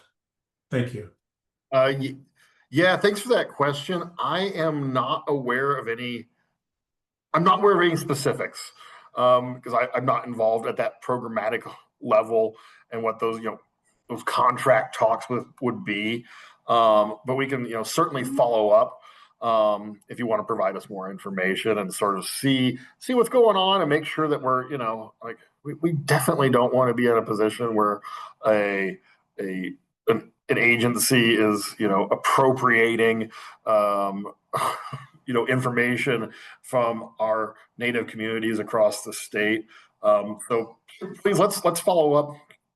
I think you've got my contact information, and I can sort of poke around. Thank you, Josh. It's just that we have our local services and programs like Esperanza, UNM Behavioral Health, and whatnot, and other tribal organizations that are well capable of, providing services to all members here in New Mexico. Why do we need to go outside? And that's just my concern. So yes, I will connect with you, Josh, and thank you, Valeria, for letting me have this time. Thank you, Norman, for being with us and asking your very important questions. Thank you, Joshua and Rebecca, for your time and all the great updates and details. And Joshua, we look forward to having a follow-up. Again, we're capturing questions and reflecting those back to the respective presenters, in this case, DOH. Geraldine, are we complete or do we still have, since we have a little time, I think it'll be good to, if there's any more questions or. Real quick, Val, this is John Kutnak. I think this is great. Thank you, Josh. Thank you, Rebecca. Looking at these questions, these are very thoughtful, very intentional, really great questions, especially around the schools, how to get more social workers in the schools. So I'm just sitting here thinking out loud and want to throw out to the group or throw out to maybe if Esperanza is still here or Dr. Cox. I mean, would these be projects that would be good projects to add to the SB3 to the community projects? Because I'm looking at these and I think these are systems things, right? So we can say we want more social workers in the schools, but then it's challenging sometimes because we're graduating a lot of social workers, but we don't have social workers that are licensed, for example. And so how do we incentivize that? So I mean, there's a lot of root causes that, I mean, things, you ask more questions, you get more questions. So anyway, just a thought that I had.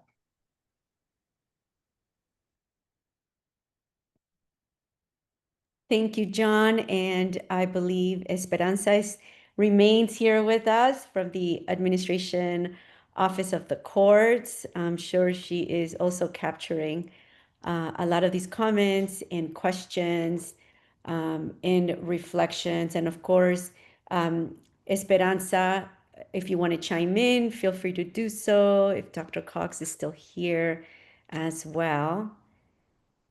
We love being able to have this open forum and give voice to our community partners. Okay. From both, right? The local and the systems perspective. Thank you, John, for bringing that in. Well, and Nicole just put in the chat, and she's 100% correct. A big push by a wide coalition will be needed to push for social workers to be fully funded outside of Medicaid. We depend heavily on Medicaid reimbursement, but with changes coming to the federal side, we have to find alternatives, and she's 100% correct. Great point.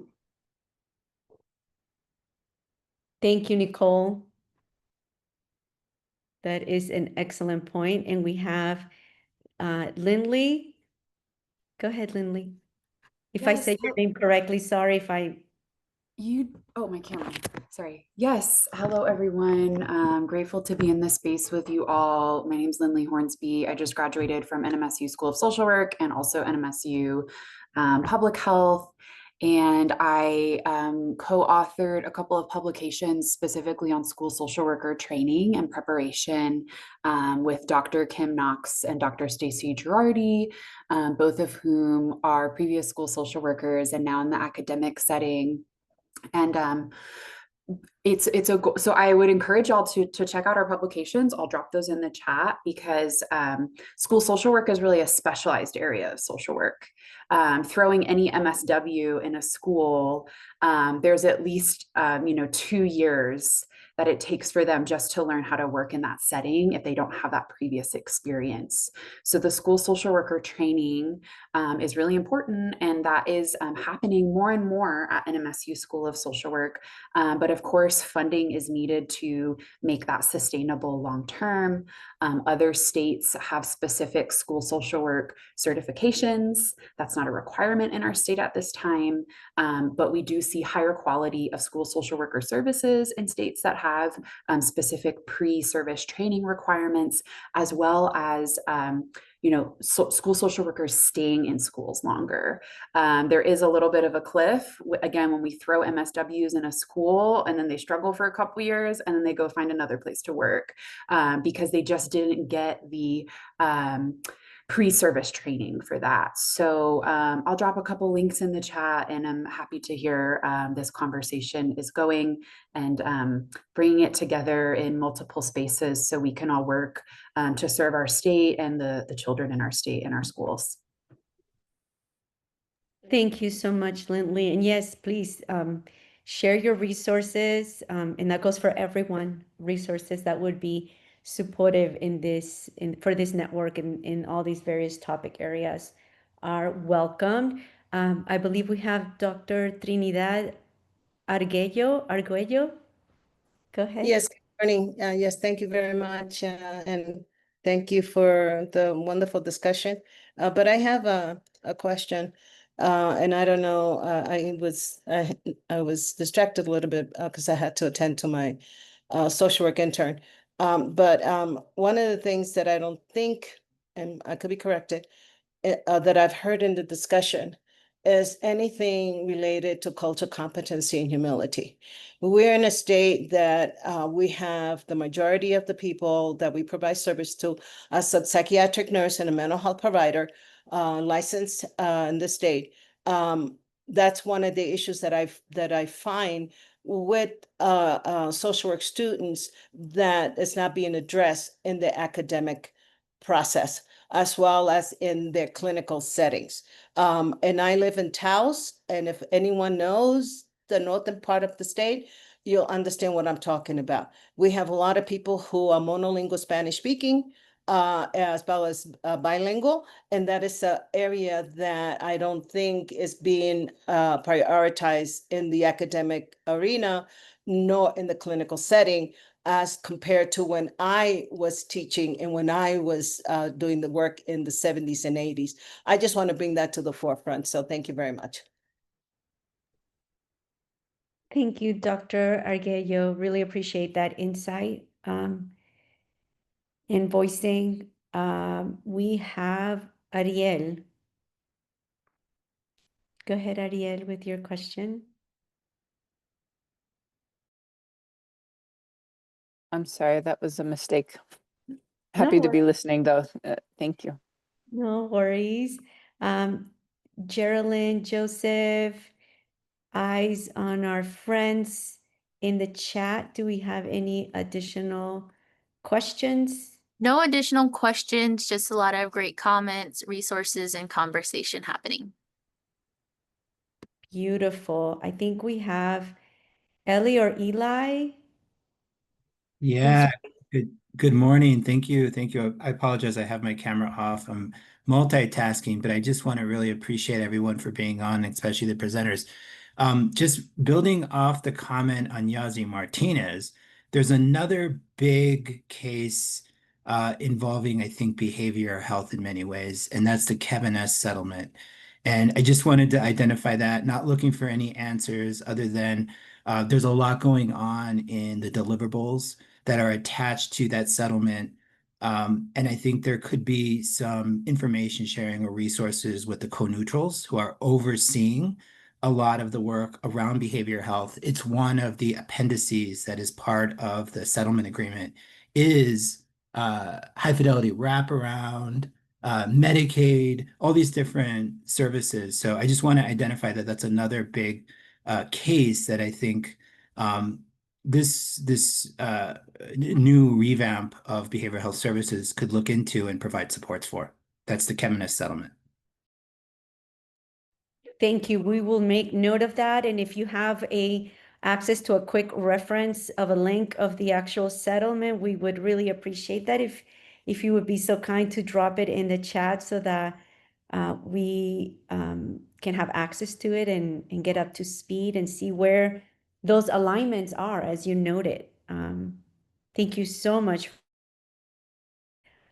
Geraldine, Joseph, any other questions?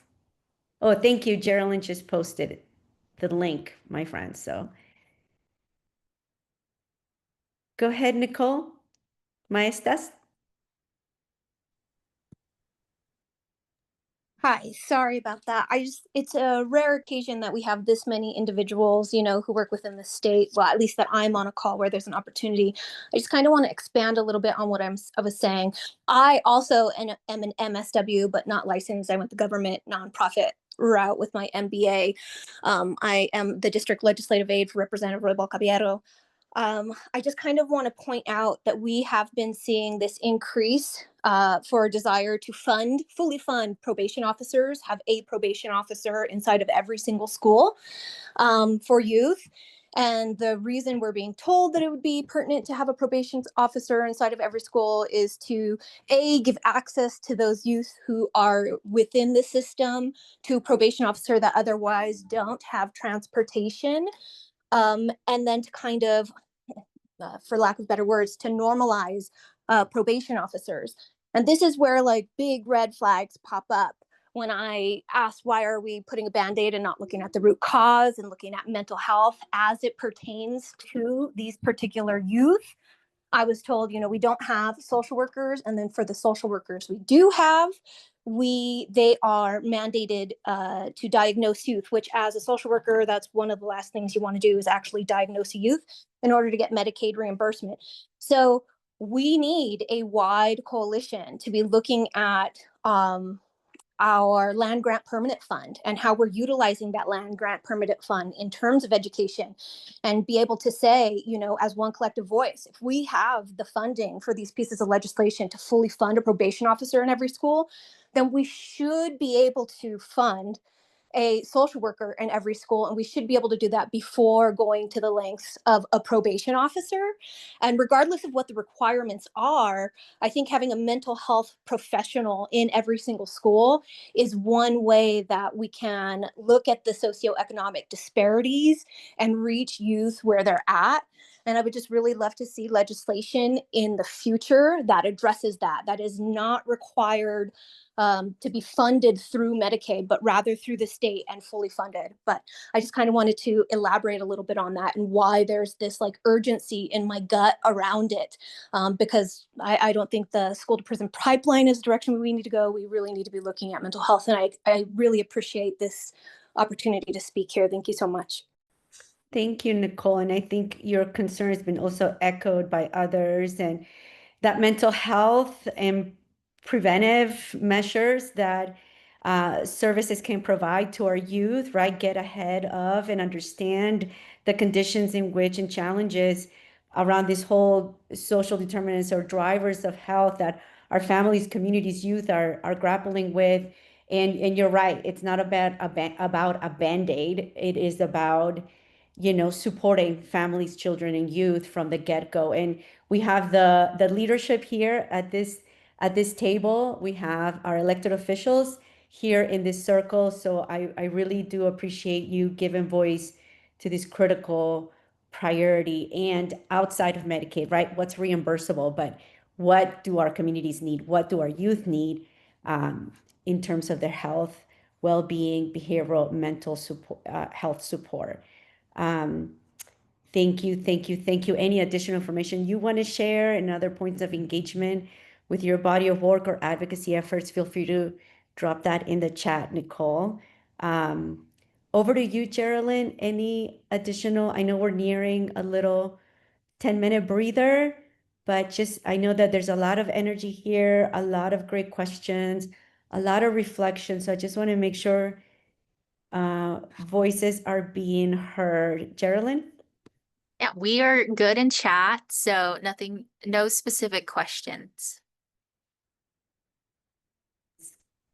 Got it. Thank you, Geraldine.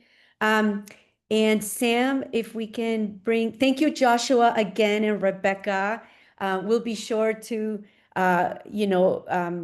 curate a list of those comments and feedbacks and reflections and questions for you and our DOH friends to follow up on. And it sounds like we can take a 10-minute break, or just offering it out there since Esperanza is here. Dr. Cox is here. If there are any additional questions around SB3 or comments, just to give a little more space for that, given that we're doing good with our timing.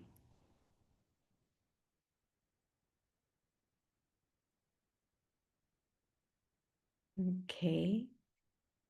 Hearing none at this time, but always welcome. So we're going to take this agenda. Obviously, we got a little bit ahead of ourselves here. So we will come back at 10 past 11 in 10 minutes, my friends. Please stay with us as we'll be highlighting the great work of early childhood education and care department, their coalitions with Alejandra, also the behavioral health service division with their LCs, and some critical resources at the end of our convening. So please come back with all of us in 10 minutes. Thank you so very, very much. We'll see you real soon. Go stretch your legs, take a breather. We'll be right back.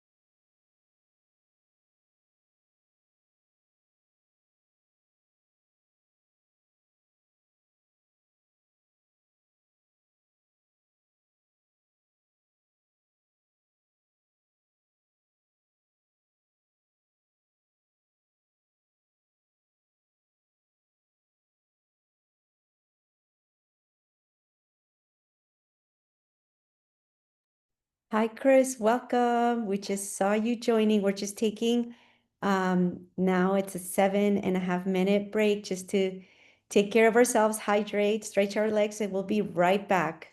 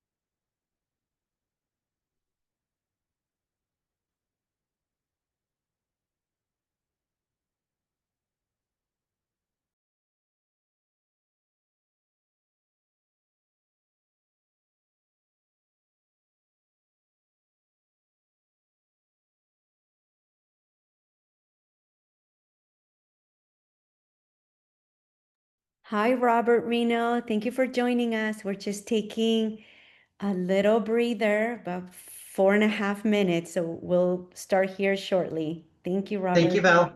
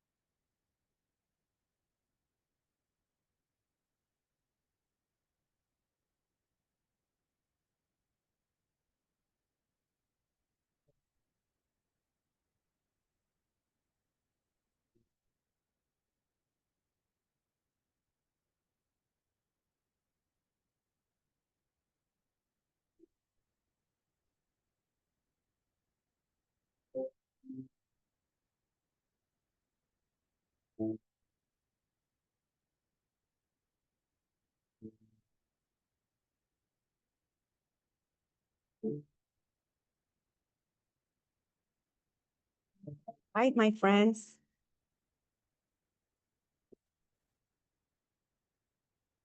Here, let's see, just confirming.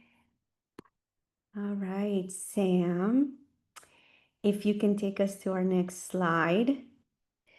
Welcome, welcome, welcome back. I hope you all had a moment to to take care of yourselves.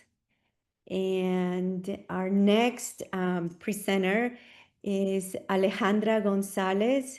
She's a lead coordinator of the Early Childhood Education and Care Department Coalition for Doña Ana County. And I want to welcome Alejandra. Let's see, Sam, can we pin Alejandra real quick? Are you with us, Alejandra? Here. Good morning. Oh, so great to have you, my friend. Thank you for being with us Yes. today. Thank you. It's such an honor to be here. I'm feeling so inspired by all of the amazing people in this space and the amazing work that's going on at all different levels. I do see some local and regional partners here, so hello. And for those of you who do not know me, I am Alejandra Gonzalez. I go by Alex. I am the lead coordinator for our local Early Childhood Education Coalition here in Doña Ana County. We are one of 18 coalitions from the systems building coalitions within the ECECD. And for a little bit of context, our coalition represents the early childhood education sector within our 100% Doña Ana County initiative, which is known as the Resilience Leaders.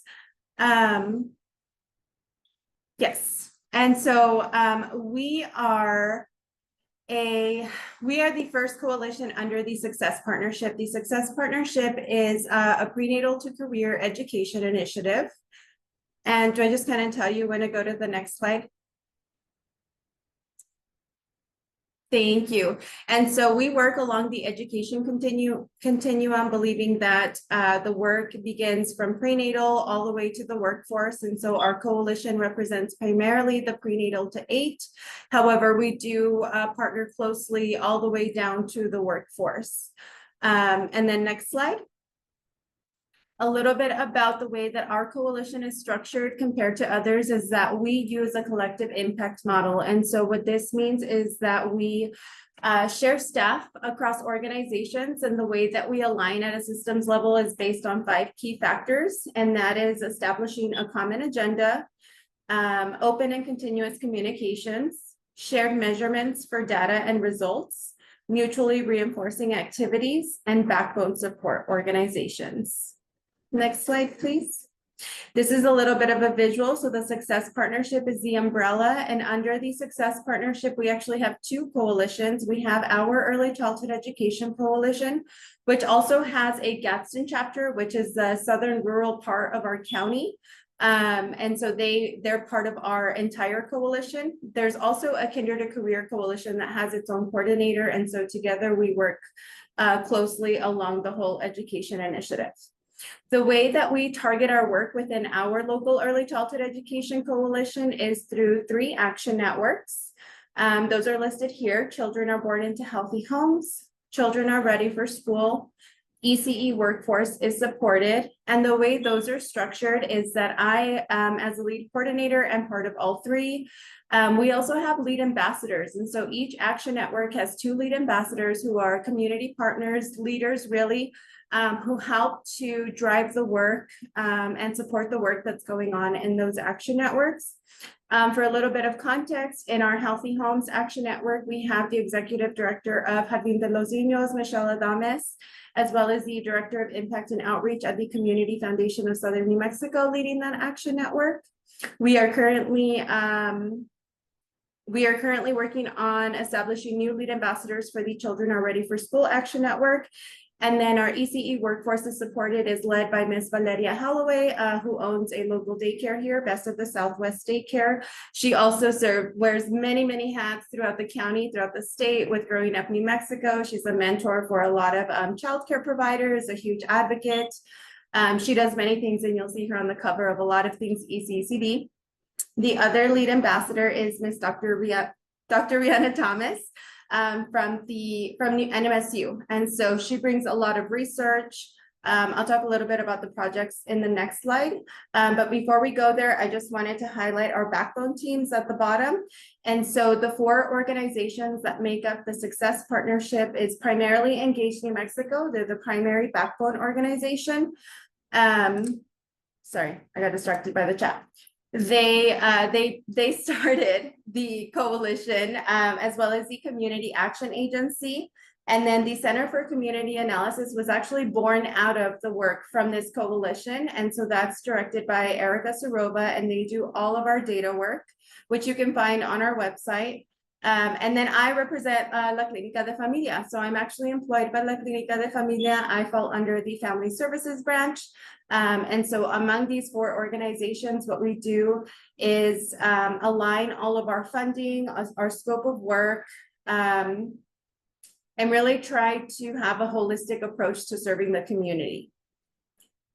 You can go on to the next slide, please. So these are our 3 action networks. I already talked about them a little bit. Our overarching goal is school readiness. And so we do have a 5-year strategic plan, and that was drafted based off of the ECCD statewide Florecer strategic plan. And so that's kind of how we keep everything aligned from top to bottom and bottom to top.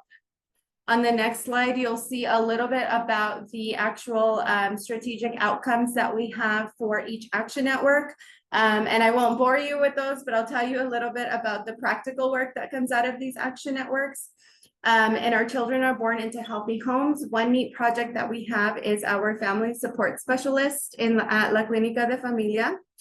We have 2 of them. One is stationed at our women's clinic. The other is stationed at our pediatrics, and they both have privileges at our local hospital. So anytime a mama is confirmed pregnant at our women's clinic, she's referred to our Northern Family Support Specialist. Anytime a newborn is scheduled at our pediatrics, they are referred to our Southern Family Support Specialist. This allows mama to continue being served by the first family support specialist, even through postpartum, and not getting lost in that work. And they serve as sort of internal community health workers, assessing through social determinants of health and tying them to resources throughout the community. Another project that comes out of this action network is local car seat clinics. We already have some in Las Cruces, which is our metropolitan area. It doesn't compare to Albuquerque, but it's our most resourced part of the county. So what we do in this action network is we set up local car seat clinics throughout the rural parts of the area to give that access to families throughout the county. We also brought down the technician training, and so we certified 16 new car seat techs this year in our community, as well as 26 new abriendo puertas, opening doors facilitators. In our next action network, which is the Ready for School Action Network, we have our, and you'll see it in the next slide, but we have our mobile children's museum, Vamos Niños. We also have our local toy lending library, which is Mundo de Juguetes, and both of these serve as resource hubs. We also did a book drop. We have those little libraries and pantries throughout the county. And so last year, one of the projects that we did was like a mass book drop through all of those right in time for summer so that kiddos had access to books. The next action network is our Workforce is Supported Action Network. One of the neat projects that's actually coming up in October for the 2nd time is our Foundations for Success Conference, which is a grassroots conference that we put on 2 years ago. And it was one of the first to offer continuing education credits or professional development to our ECE providers in Spanish, which was a huge, knocking down a huge barrier. And so that has led to a lot more interpretation services and access to Spanish professional development opportunities down here in the South, which we take a lot of pride in. We do focus heavily on culturally and linguistically sustaining pedagogy. We have a loose parts curriculum going on. That's really neat. If you guys are signed up for the NMACE conference here in Southern New Mexico, you can learn a little bit more about that. That's led by Dr. Thomas. This action network also does a lot of advocacy work around the career and wage lattice statewide. And we also are working heavily on building ECE pathways from high school to college, as well as bilingual access to higher education. And then now, sorry if I'm storming through this, you guys. I will pause through for questions. Take your time, Alex. Absolutely. Don't feel like you got to rush. Take your time. This is important. I just get excited about this. I love to connect dots and I love the work that we do.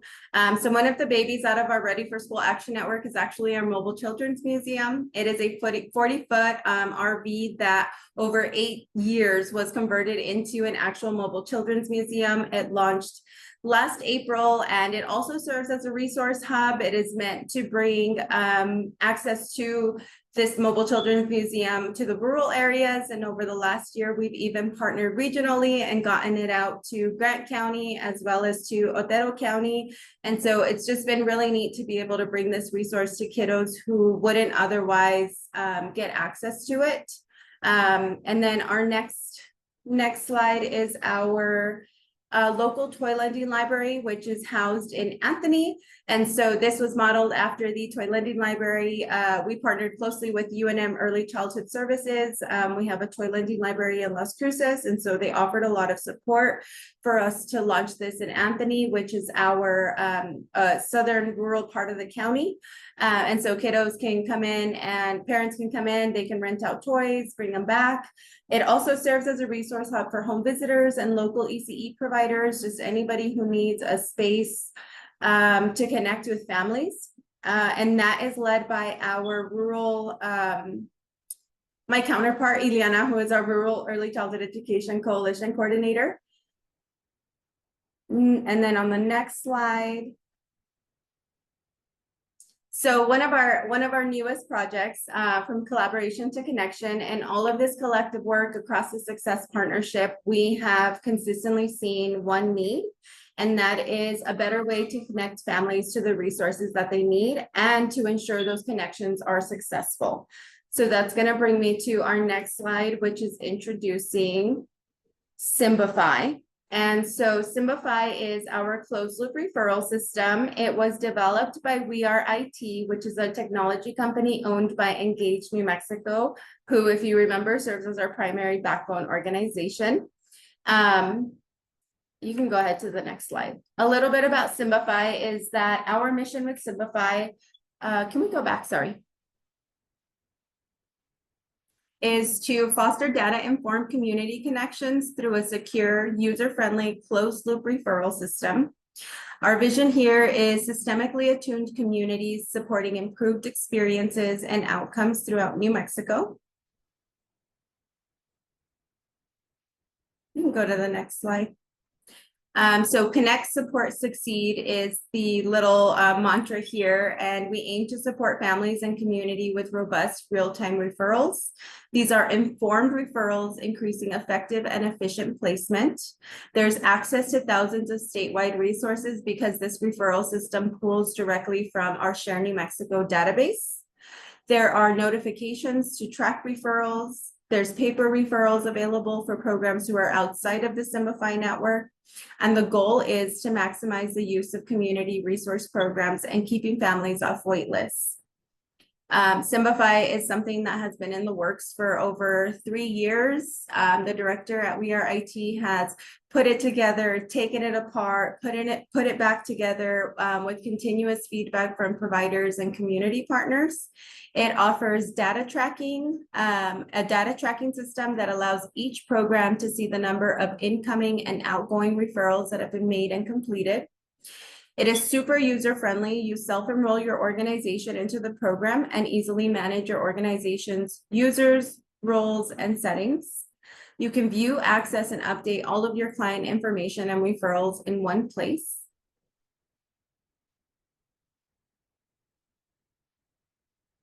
It is secure. You and your clients can feel safe knowing that information is protected with the most secure encryption and authentication technologies available.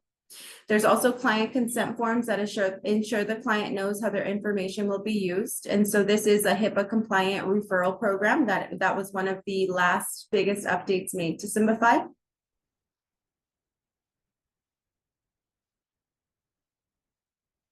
And just a little bit about how to get started. It is very important that you create and update your Share New Mexico account. You can complete registration for a Symbify account through symbify.net, and then you identify your organizational admin and user roles.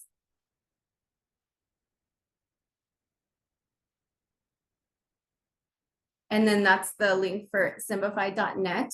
And so I am just the coordinator for this coalition. As I mentioned, there are amazing organizations and partners involved, and some of them might have actually jumped on today to offer support in this Q&A. If you guys have any questions, I will do my best. But that's just a little bit about what we're doing down here in Doña Ana County. Thank you, Alex. So grateful for this presentation, and it is such a depiction and testament of aligning, right? Aligning priorities, aligning resources, aligning capacity for collective impact, as you noted. And I'm really loving if we can bring up that slide where you have your 5 steps for collaboration for collective impact. I think that's such a great depiction of not just what it can look like in practice, result of that effort, right, with Simplify. And I want to turn over to our CCF members. If there are any questions, Geraldine, there's lots of positive feedback in the chat if you want to turn your attention there. Wonderful work. This is also knowledge sharing, my friends. We get to learn a lot from Alex and the Simplify collaboration, from Anthony Yepa, Tribal Health Council Hopa Santo Domingo, from our friend Shannon Dixon in Lincoln County. There's so much community collaborations, community-driven solutions that are happening that we're so grateful to learn from all of you. Thank you, Alex. Geraldine, any questions? Not that I'm seeing right now, just a lot of positive feedback and hearts and great work. Oh, actually, I got one question from Lindsay. Great presentation. I might have missed this. Does your referral system refer to all early childhood services and other community services? So Simplify actually came about as it came about as a need in our early childhood education field. And so the coordinator before me, believe it or not, had developed this kind of universal paper referral that they had implemented. And obviously that was a lot to manage. And so that's where IT jumped in. But the beauty about Simplify is that it has limitless potential. And so that's been part of the back and forth and really strategizing around the launch, the sustainability and the capacity, because we are a pretty small team, believe it or not. Even within all of those organizations combined, our core team is less than, no more than like 10 people doing all of this work all collectively. And so it ties to any and all services across all 10 sectors of the thriving, the surviving. Anything within Share New Mexico can be pulled. Anybody within Share New Mexico or who utilizes Share New Mexico can join the network. Again, a network is only as strong as the people on it. And so that's where we're really trying to be intentional about letting the community needs drive our implementation of this referral system.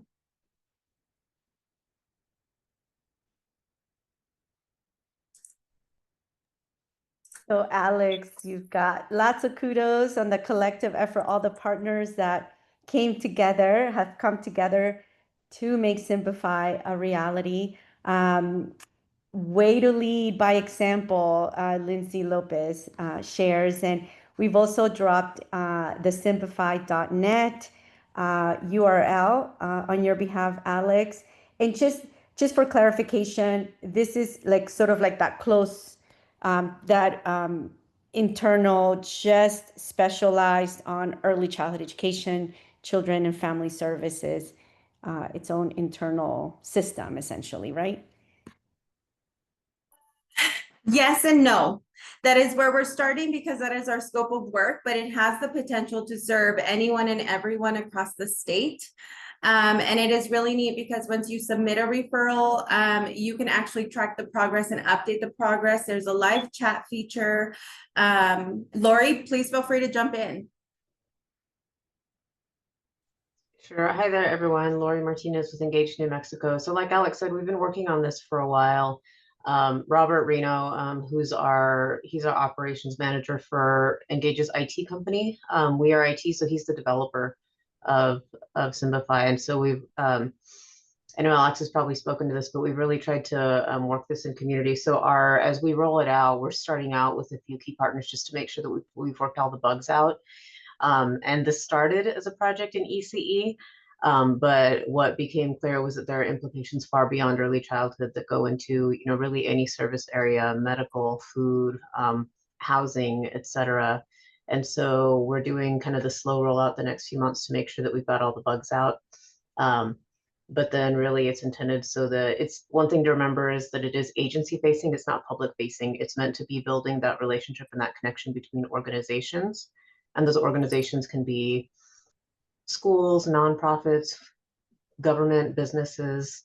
But the intention is to really close that loop of the referral and get the data. And so as long as people are in Share New Mexico, and then they'll start getting some data, we'll start getting some data. But then if both entities, the referring and the receiving agency, are in Simplify, then you get the full closed loop of data collection too. And then you know where your referrals are going and what's happening with them. Thank you, Lori and Alex. That was a great clarifying way to clarify that question that I had. Geraldine, any other comments, reflections, or questions for our Simplify? Oh, we have Mario. He's got his hands up. His hand is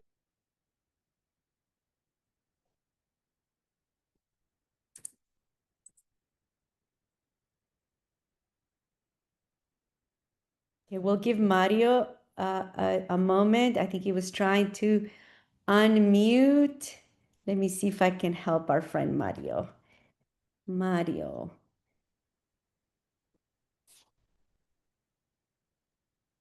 Can you hear me? Yeah, now we can, Mario. Go ahead. Thank you. I'm a member of the New Mexico Social Work Alliance.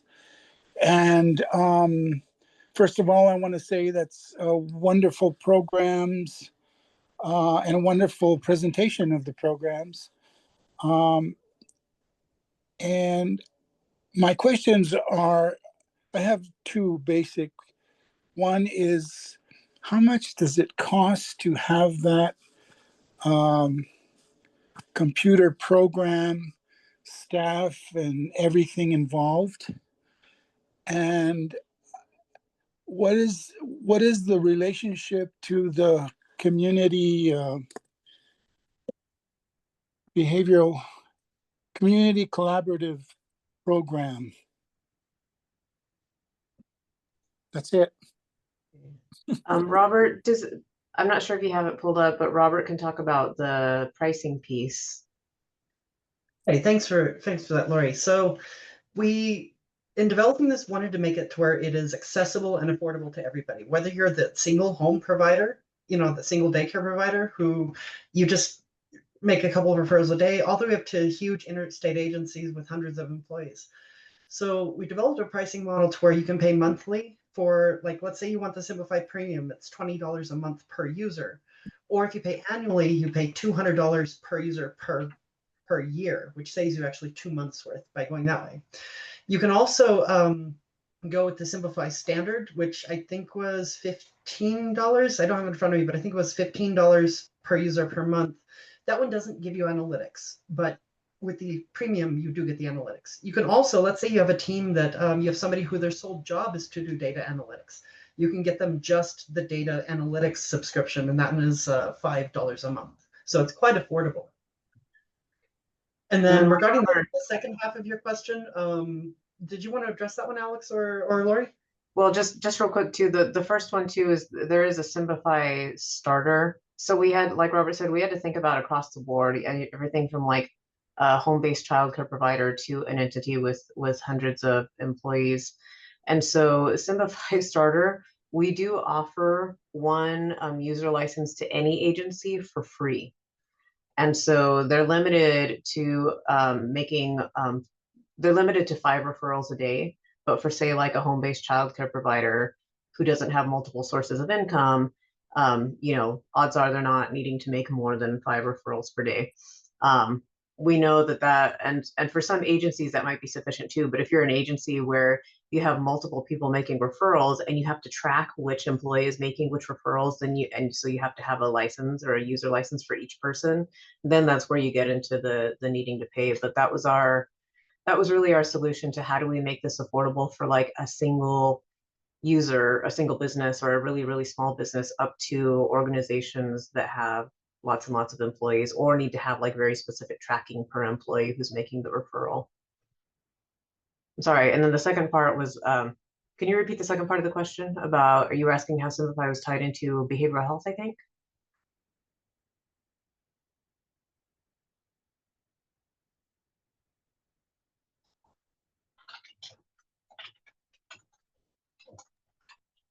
Hi there, Mario. So Lori, I'm helping with unmuting. Give me 1 second. Mario, let us know if you have the second question. Can you hear me? Yes. Yes, we can. I guess because you're showcasing this system, and I was just wondering if other people could apply this to their counties or to their programs, and if you could use monies from say the behavioral health or any other kind of programs to enact this data system. I think it would be beneficial for the entire program because then you can have data to prove your for your organization. Sure. Well, if you're asking what I think you're asking, rather than, yeah, certainly individual organizations can come in, but like say you have like a county who wants to pay, like have a contract with us to use Simplify and to allow Simplify access to multiple organizations. So those are conversations we would need to have. And Robert, I don't know if you want to speak up, but just about thoughts about how we can organize if there's like municipalities or larger entities that want to enter into operating agreements.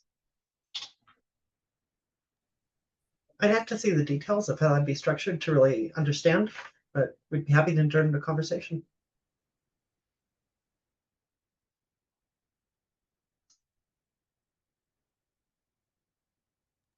Thank you. Thank you, Lori and Alex and Robert. Lori, did you want to add something else? Sorry, go ahead. I saw you on mute. Oh, I think just, and I imagine I just came on a few minutes ago, so apologies if I'm repeating things that Alex already said. But just for now, if people are interested, one of the most important things they can do is update their Share New Mexico profile. So within your organization, within Share New Mexico, make sure that your organization has a Share New Mexico profile. It's free to do, so that way you have your organization in there, but then also can capture all the programs that are underneath it, because Share New Mexico is feeding into multiple databases. And so that's one of those important things, just for making sure that the public's access to your programs is easy to do. And also just because resource directories can be helpful, but the problem with resource directories is that they're constantly getting outdated, right? The moment you print one of them, they're obsolete. And so Share New Mexico was designed to solve that problem. Cool. So that we have statewide online, and then within your own organization, you have the ability to make sure that your contact information and your organizational and your program information is up to date. So it's really, for the entire state, it's a huge resource to make sure that people can find where all these different public resources are. And then, of course, for Simplify, we're pulling that data from Share New Mexico. So the more accurate and up to date your profile is in Share New Mexico, the better able people are to find you and refer people to you. Thank you. Thank you, Lori. Mario, does that satisfy your questions? Yes, thank you. Thank you so much. Yes, and Sharon M is so happy to be in partnership with Simplify. As you know, Sharon M is administered, operated by the Alliance, and we have Martha Munoz, who's here with us. She's a navigator, so we just dropped the URL for Sharon M. And also Martha's email if you need support in updating your profile or creating one, you know, feel free to reach out to us as well. We're so happy to be in partnership with Simplify. We are IT, Robert Reno, Alex, Lori, everyone in service of our children in New Mexico. So beautiful. I'm going to turn over to Geraldine because there may be some questions in the chat. Perfect. We got a question from Anna. She said, what is the New Mexico Social Work Alliance and how do we learn about membership?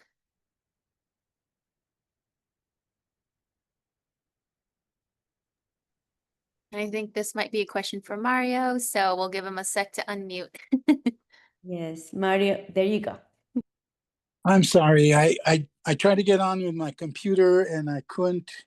I had to update my computer, so I'm on my phone and I don't know how to operate this. But just in a nutshell, the New Mexico Social Work Alliance is a organization that is we're our mission statement is to unify and empower social workers across New Mexico by advocating for equitable and accessible social policies, promoting cultural competence, and supporting the professional development of social workers. And we believe in the unique social, cultural, and economic challenges faced by New Mexicans, particularly within Hispanic and Native American and underserved communities. And we're very involved. We want to be very involved with this Senate Bill 3. It's one of our priorities right now. This, and we're also working on the new master's program at UNM to be involved in that program. It's being developed, and we want to make sure that it's culturally competent and serving the New Mexicans. And those are kind of two of the areas that we're working on right now, but we're also working on other, and it's a brand new organization, and we're trying to get recruits, and we're just hitting the ground, running. And we're working on a website and all these kinds of information, but more to come. And Mario, when you have a moment, or we can also circle back with you, get your contact information so that we can have it as part of the CCF resource guide and post it on the online hub, which we'll go over here in a little while. Back to you, Geraldine, if there are other questions. Yeah, it looks like maybe a few questions have been answered in chat, but I'm just going to go ahead and share the questions again if you all can answer for those who haven't gotten a chance to read chat. Ma asked, immigrant families can apply through Simplify?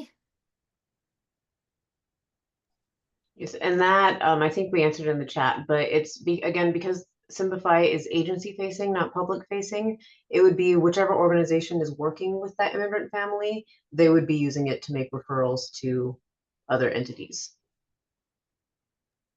Great, thank you. And then you also had answered these in chat, but if you can maybe just share with the folks on the call, just being interested in learning about how Simplify aligns with HCA's closed loop referral system, Yes NM, Unite Us, and Find Help, and other referral systems. And in regards to that, pretty much any agencies that are willing to share data, we're more than happy to connect with them in that way. But it's typical to have siloing in these directions. So we're trying to break down those barriers and walls, and trying to get a more collaborative community going on throughout our state, where everybody's trying to get families attached to resources, regardless of their funding sources, et cetera. So again, whoever's willing to share data, we're more than happy to assist.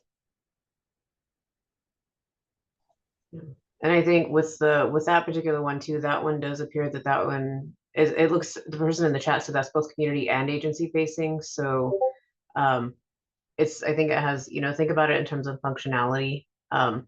With Simplify, the idea is to get people connected to resources and also to close the loop so that, I think a lot of us who have been service providers in the past have all had the experience of making a referral, and then it just sometimes, there's whether or not you hear back can be very iffy, right? Sometimes you hear back, especially if you already have an existing relationship with the agency you're referring to, but oftentimes you can make a referral and it just goes off into the ether, and then you're not sure if the family actually got help or not, right? And so that's one of the problems we're trying to solve with this. So now that closed loop only gets closed if both entities are in Symbify. If you as an entity in Symbify are making a referral to an organization like that's in Share New Mexico, but they're not in Symbify, then what you'll get is the outgoing data, the data that the referral was made. But then unless they're, you won't get necessarily that closing loop back. So that's a piece where the more organizations that are using Symbify, the more up to date the data gets. And so intentions being to connect our individuals and families and to connect New Mexicans to the services they need, whether it's food, housing, early childhood, medical, whatever. But the intention also is, how do we build up our community organizations so that they're communicating with each other effectively? And so that we have that closed loop. And so as we've done like a previous pilot of this program, Robert has now, he created this based on what we asked and what community was asking for. And then he's kind of like had to rip it to the ground and rebuild it, I think 3 times now. But it was all based on like feedback from the community. So for example, we had some organizations ask, could you put like a chat function so that if we, say we all as service providers have just Symbify open in a window throughout the course of the day, and we need to, like, I need to make a referral to someone, but then we want to be able to chat with whoever's on the system at the time, like, can we have that back and forth chat piece? He also built in like mapping so that if you're looking for if you're trying to make a referral for someone to someplace, the results that generate will also show a map so that you make sure you're not referring someone to an organization that's completely, if they need something that's closer to them rather than across town, then you can filter. And so a lot of those things were in response to what our community organizations were asking for, and trying to just build in functionality for also requirements. Many medical and dental and behavioral health for sure, but also some early childhood providers fall under HIPAA requirements. And so how do we know that your system is secure so that we, so as an organization, you're still responsible for abiding by HIPAA, but like we had to work to make sure that the system was secure so that those who are subject to HIPAA or FERPA or whatever, federal or state laws you're subject to could be covered in essence.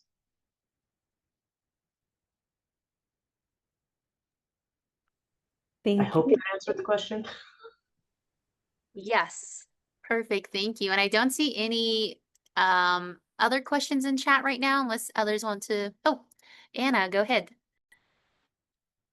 Yeah, thanks. Just if we had a few more minutes. In regard to the alignment of the various referral systems being utilized across the state, I'm curious if you guys could speak toward what a strategy would look like to integrate those or to work together. I hear that there's a willingness to receive shared data, but I'm curious about when we get to the user end or the client end, if just what the thinking is or strategy is for how we could utilize these various tools, these various assets in an aligned way going forward. So again, just curious about the strategic thinking around that, given if there is willingness and resources. Great question, Anna. And I think, Lori, go ahead. Did you unmute or?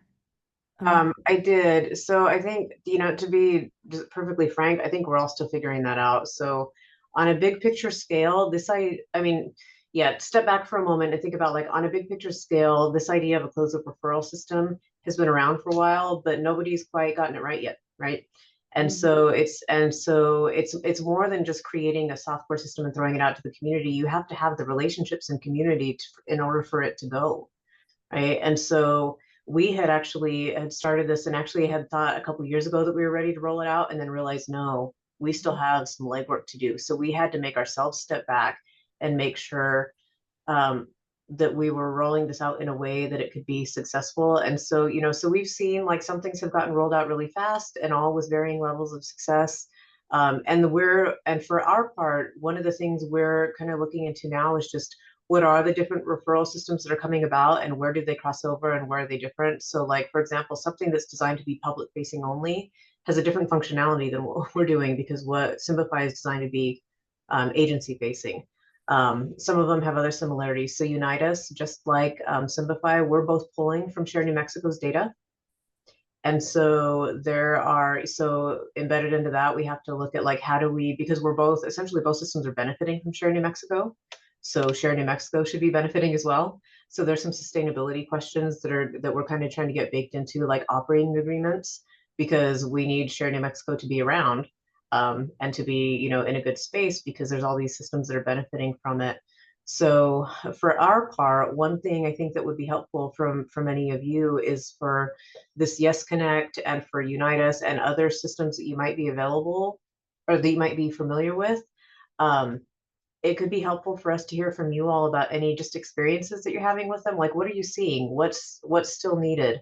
For our part, I think it may be helpful, Robert and Alex and Lindley, if we put together maybe like there's a side-by-side we can put together of like the different systems that we're aware of, and just for our own purposes have like what is the functionality, just so that there's some way to kind of easily compare and contrast what these systems do and what they don't do. Because I do think that is a question we're going to continue to get. And, and all these systems are coming from different places. So for example, and I think I saw Colleen and Jose on here, but like, am I eligible from ECCD, for example? That's specific to home visiting, right? So there's some things that are designed with very specific intentionality. And I think that's another thing to keep in mind side by side too with Yes Connect and Find Help and these other places too, is what is their purpose and functionality and the intended outcome. So what we can tell you for certain is the system, that we've built, Symplify, like what is its intentionality, what is its functionality? It's intended to be agency facing. It's intended to get people connected to services. It's intended to help get people off of waiting lists, and it's intended to promote that connectivity between organizations so that you're making the relationship building into the process and not just shooting off referrals into the ether where they may or may not come back with, you may or may not hear back. Thank you, Lori. But it sounds like we have some homework to do, so thank you for that. Yeah, count us in on that matrix analysis.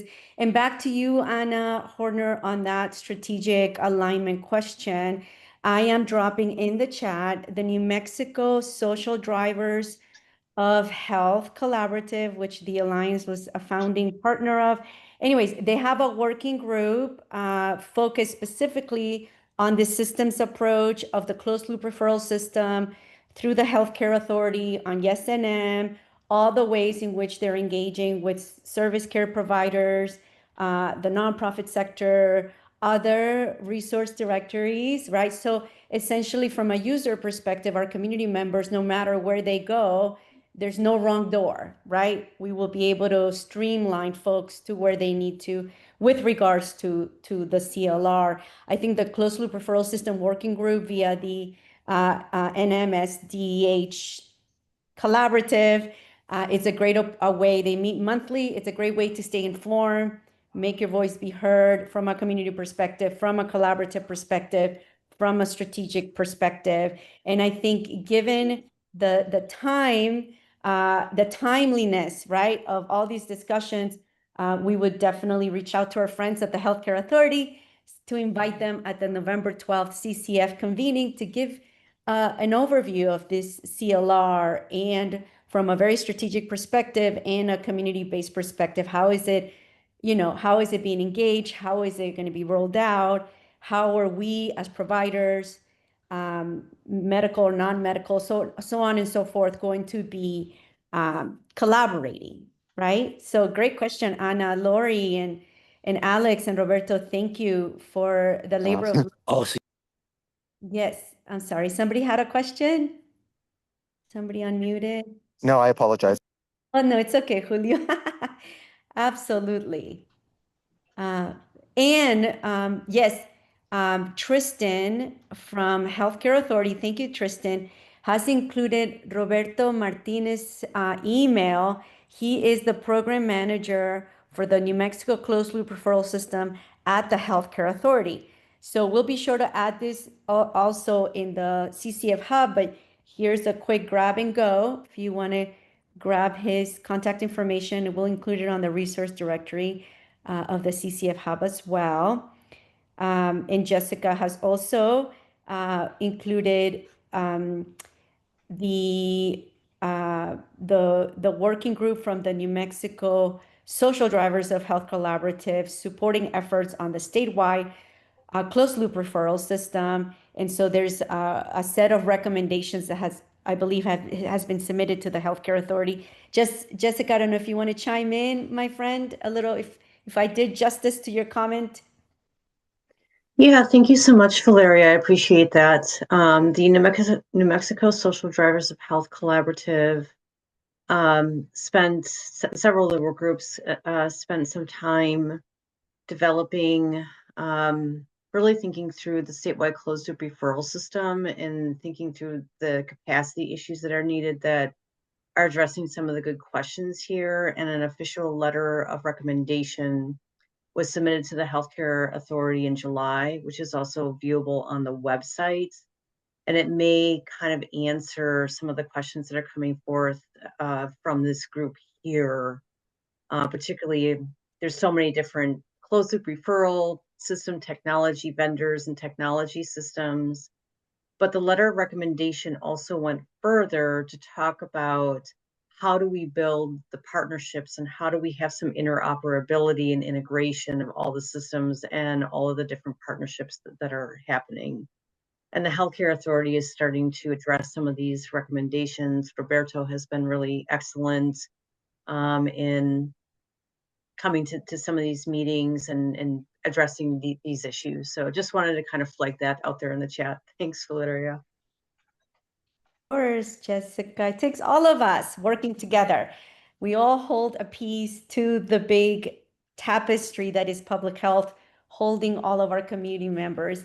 And I hope that satisfied your question. You have lots of resources to follow through, and we'll be sure to bring our Healthcare Authority friends to give us some timely updates during the November CCF, and Jessica as well. Our working group at the collaborative has been deeply involved. We invite you to join us, of course. Geraldine, are we feeling complete on the Q&A? Any other comments, questions, reflections? We can. Yeah, I think we're good in chat, and a few were answered already in chat, so we're good to go. Thank you, thank you, thank you. We have one more presentation from our dear friends. Thank you, Alex and Lori and Robert Reno. I applaud you in your collaboration in service of communities. Get to learn a lot from you all. So let's welcome Sam, if you want to queue up our behavioral health partner on remove spotlight. Let's see. Rena, if you wouldn't mind turning your camera on, and then I can spotlight you.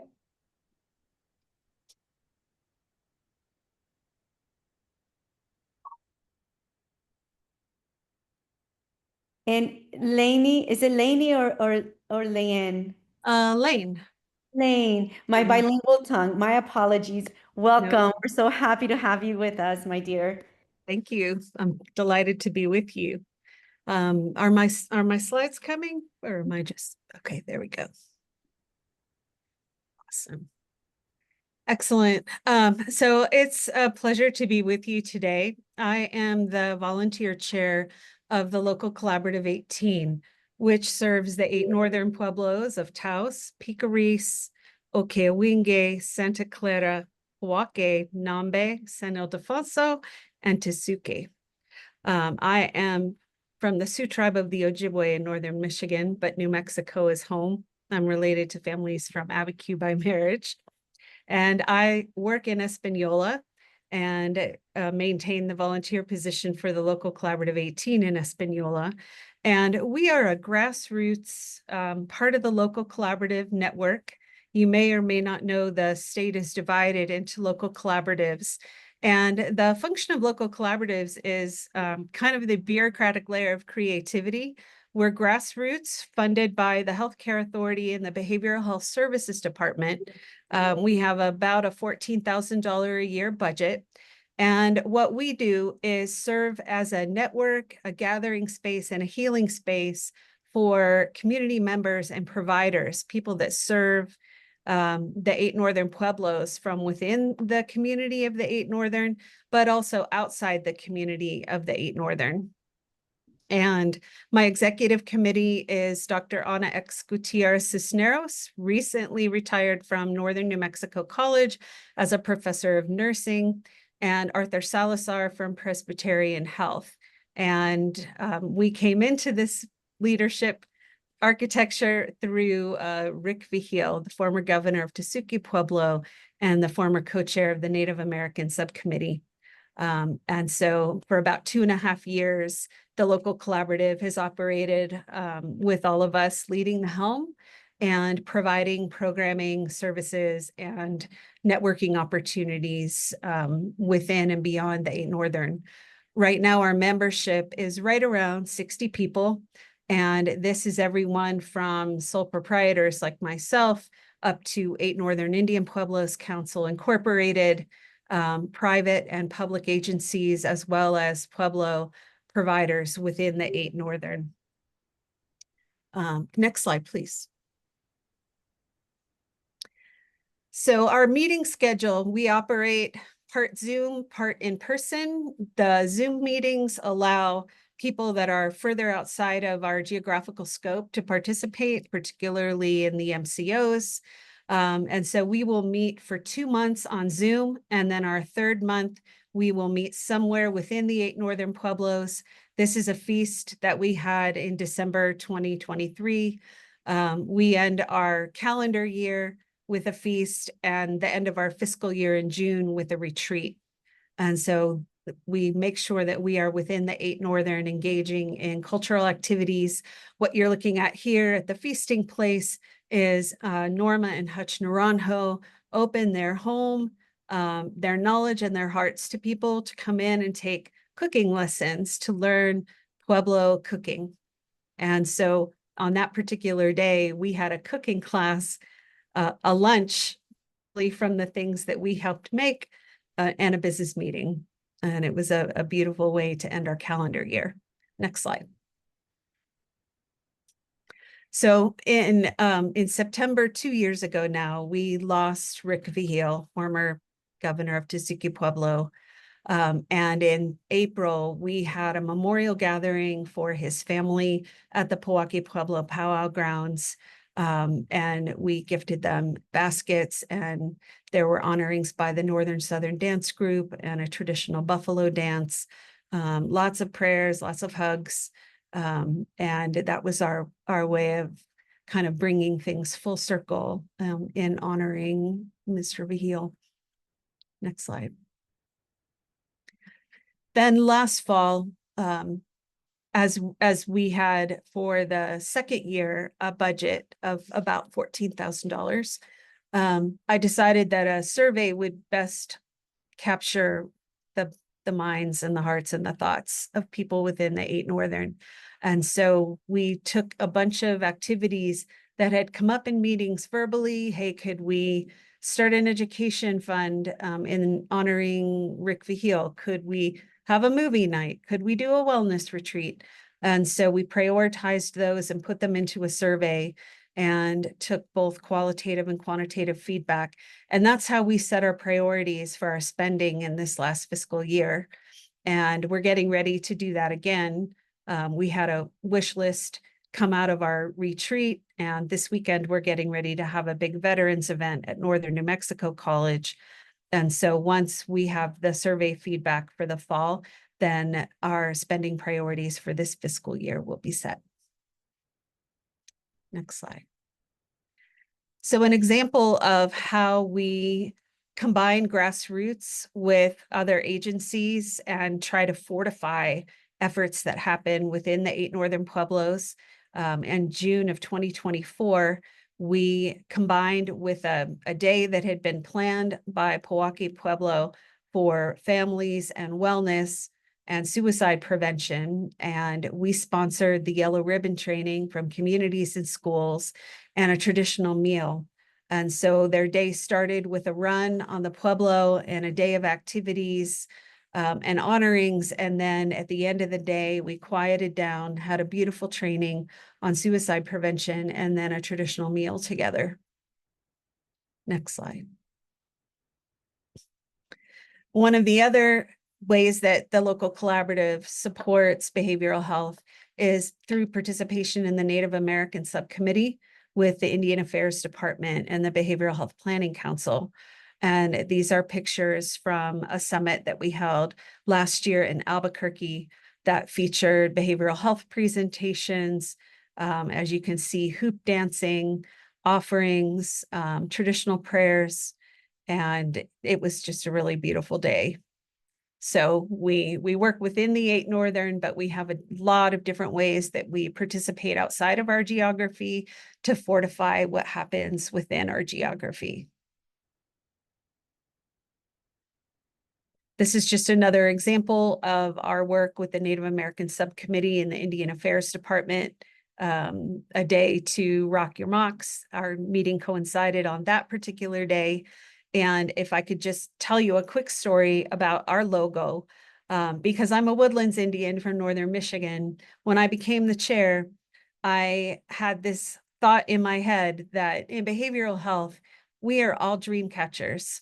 When people come to us, no matter what our capacity is, the ask is the same. Take it, take what's painful, help me turn a corner, help make me better. And in that way, we function a lot like dream catchers, right? Because those are traditional designs that are designed to take the bad and keep the good. And so my love letter to the 8 Northern became this saying that we are the dream catchers in behavioral health. And while I'm leading, we're going to do everything that we can to fortify existing initiatives, to come up with creative energy and ways to energize the community, and just keep the momentum rolling so that people are having access to what they need. And no matter what door they come through, that we're the ones that can say, you came through door A, but we think you really need the services of door Z. And so we're gonna fast track you over to that particular person or agency. Another example, in the spring, I invited education directors, youth coordinators, program directors from all of the 8 Northern into a discussion about youth suicide prevention. And I can tell you, and you all have the experience of inviting many people on a list from a community, and you get a subset, right? That's our reality, and especially in rural communities. But I can tell you that on this particular day, everyone that RSVP'd, there were 15 people, everyone came, everyone attended. And the original purpose of the meeting was to create a new opportunity within the 8 Northern. And what happened that day was something completely different, because when we went around to introduce ourselves, I asked a question, and I said, this is a question that I ask in my personal practice of every person that I'm trying to help. If you could shift one thing with or for that person, that family, that group, that community, that you think would make other things better, what would it be? And it took 2 hours to get around the table as people answered that question and told their personal stories. So I'm excited in FY26 to pick up on the conversation that started in this particular meeting. And then these are pictures of our retreats of the last 2 years. So at the end of every fiscal year, we go out onto the land somewhere in nature, not just to feed our communities, but ourselves. Because as dream catchers, we're all carrying a heavy load. And every once in a while, it's nice to come and be tended and fortified. And so for the last 2 years, we meet in June at the Kiva Bear Pavilion in Nambe Falls, right on the river. So you have the sound of the river, you have a hike to the falls, we eat well, we talk honestly, and we try to have people leave a little bit better than when they came. And so we were just there in June. That closed our fiscal year. We're getting ready for our fall survey. But this Saturday, we have an event for veterans within the 8 Northern Pueblos and beyond at Northern New Mexico College from 8 a.m. to 7:30 p.m. We're going to serve breakfast, lunch, and dinner. I'm doing a workshop based on a series of strategies I designed when I did a retreat with Northern veterans about 8 years ago at Northern. So this is a full circle for the people that will attend. And we're having the Southern Northern Dance Group from Okeowinge and Jemez Pueblos perform a maiden game dance and a buffalo dance. And we have an Aztec dance group also coming from Santa Fe to make an offering. And finally, our State Secretary of New Mexico Veterans Affairs, Jameson Herrera, who is from Nambe Pueblo, will be with us with Beverly Charlie, who is the tribal liaison at San Juan College. And so we're looking forward to a day of honoring, feeding, tending, and energizing and honoring our veterans.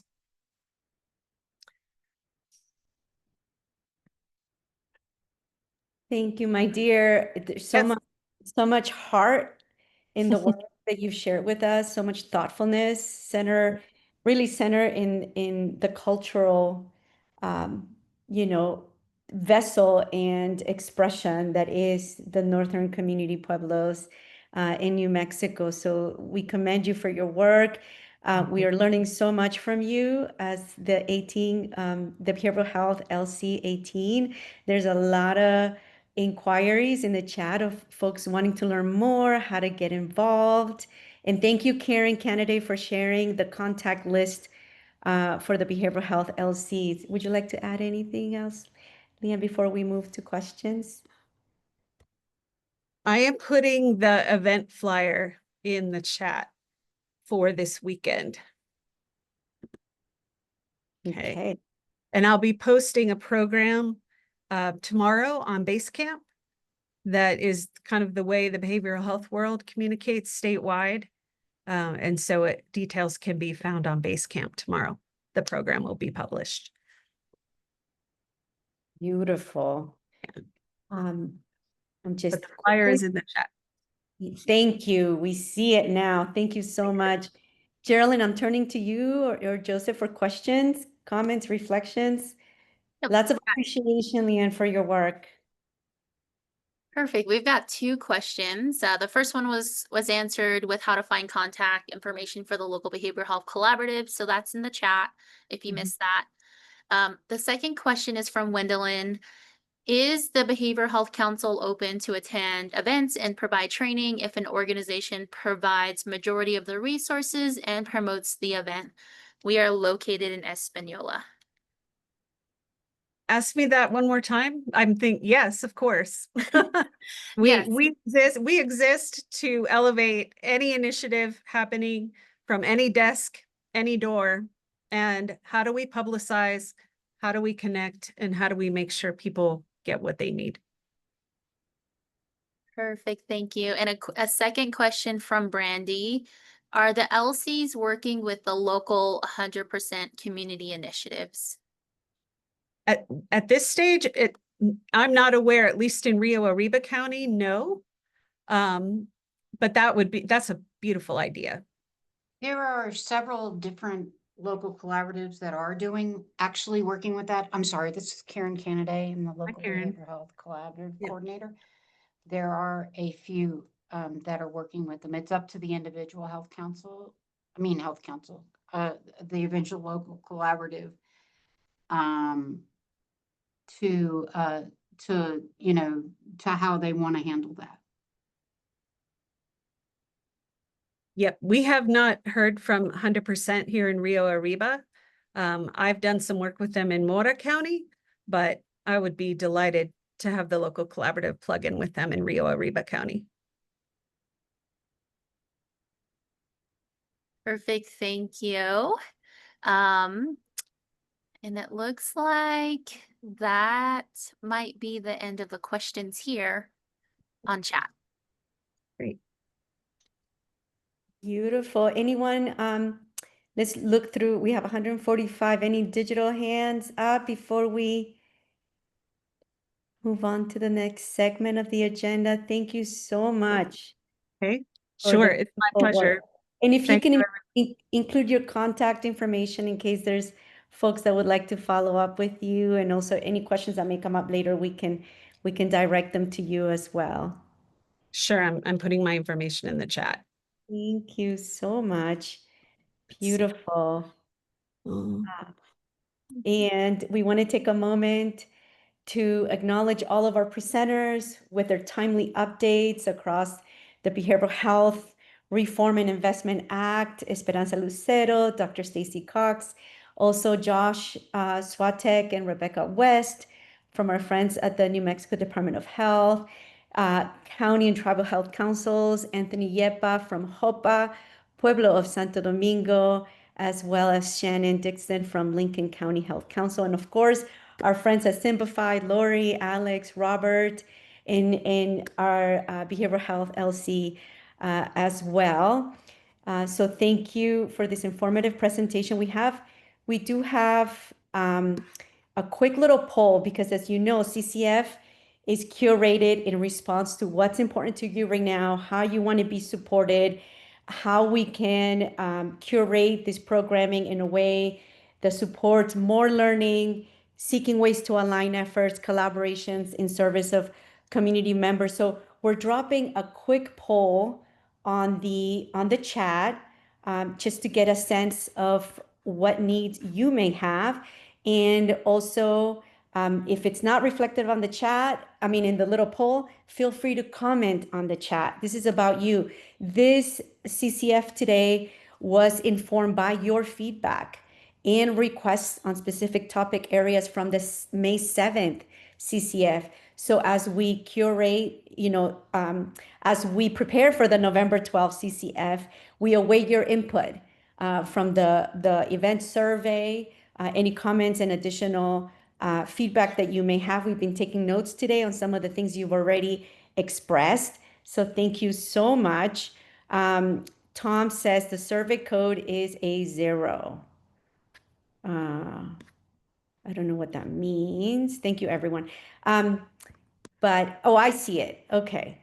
So staying informed regarding federal policy changes. So we want to also point your attention to the resource guide that we curated in response to some of your requests from May 7th, one being the federal policy changes and federal cuts that are having implications in New Mexico. So we have information around interim session subcommittee called the Federal Fund Stabilization Subcommittee. That information is in the resource guide. They meet every month, and it's a great way to stay informed as to how the state is preparing and responding to federal changes. Sam, if you want to pull that, the next slide. Or am I not seeing it? Sorry. Okay. And we share the resource guide via the pre-meeting packets that we sent out last week and early this week. It will also be posted on the CCF online hub, which was a response to your request, seeking a way to stay connected, to network, to stay informed, to stay engaged. The CCF hub link is also on this slide that will be shared with you. The link will also be dropped in the chat. And of course, the survey. This is all about being in support to you. So you completing the survey and providing input and guidance as to how you want this convening to be curated. What are your top priorities for the November 12th CCF is incredibly important. In the legislative feedback form, this is a way that we create an upstream communication channel between all of us here and our community members to inform our elected officials as to what's most pressing right now.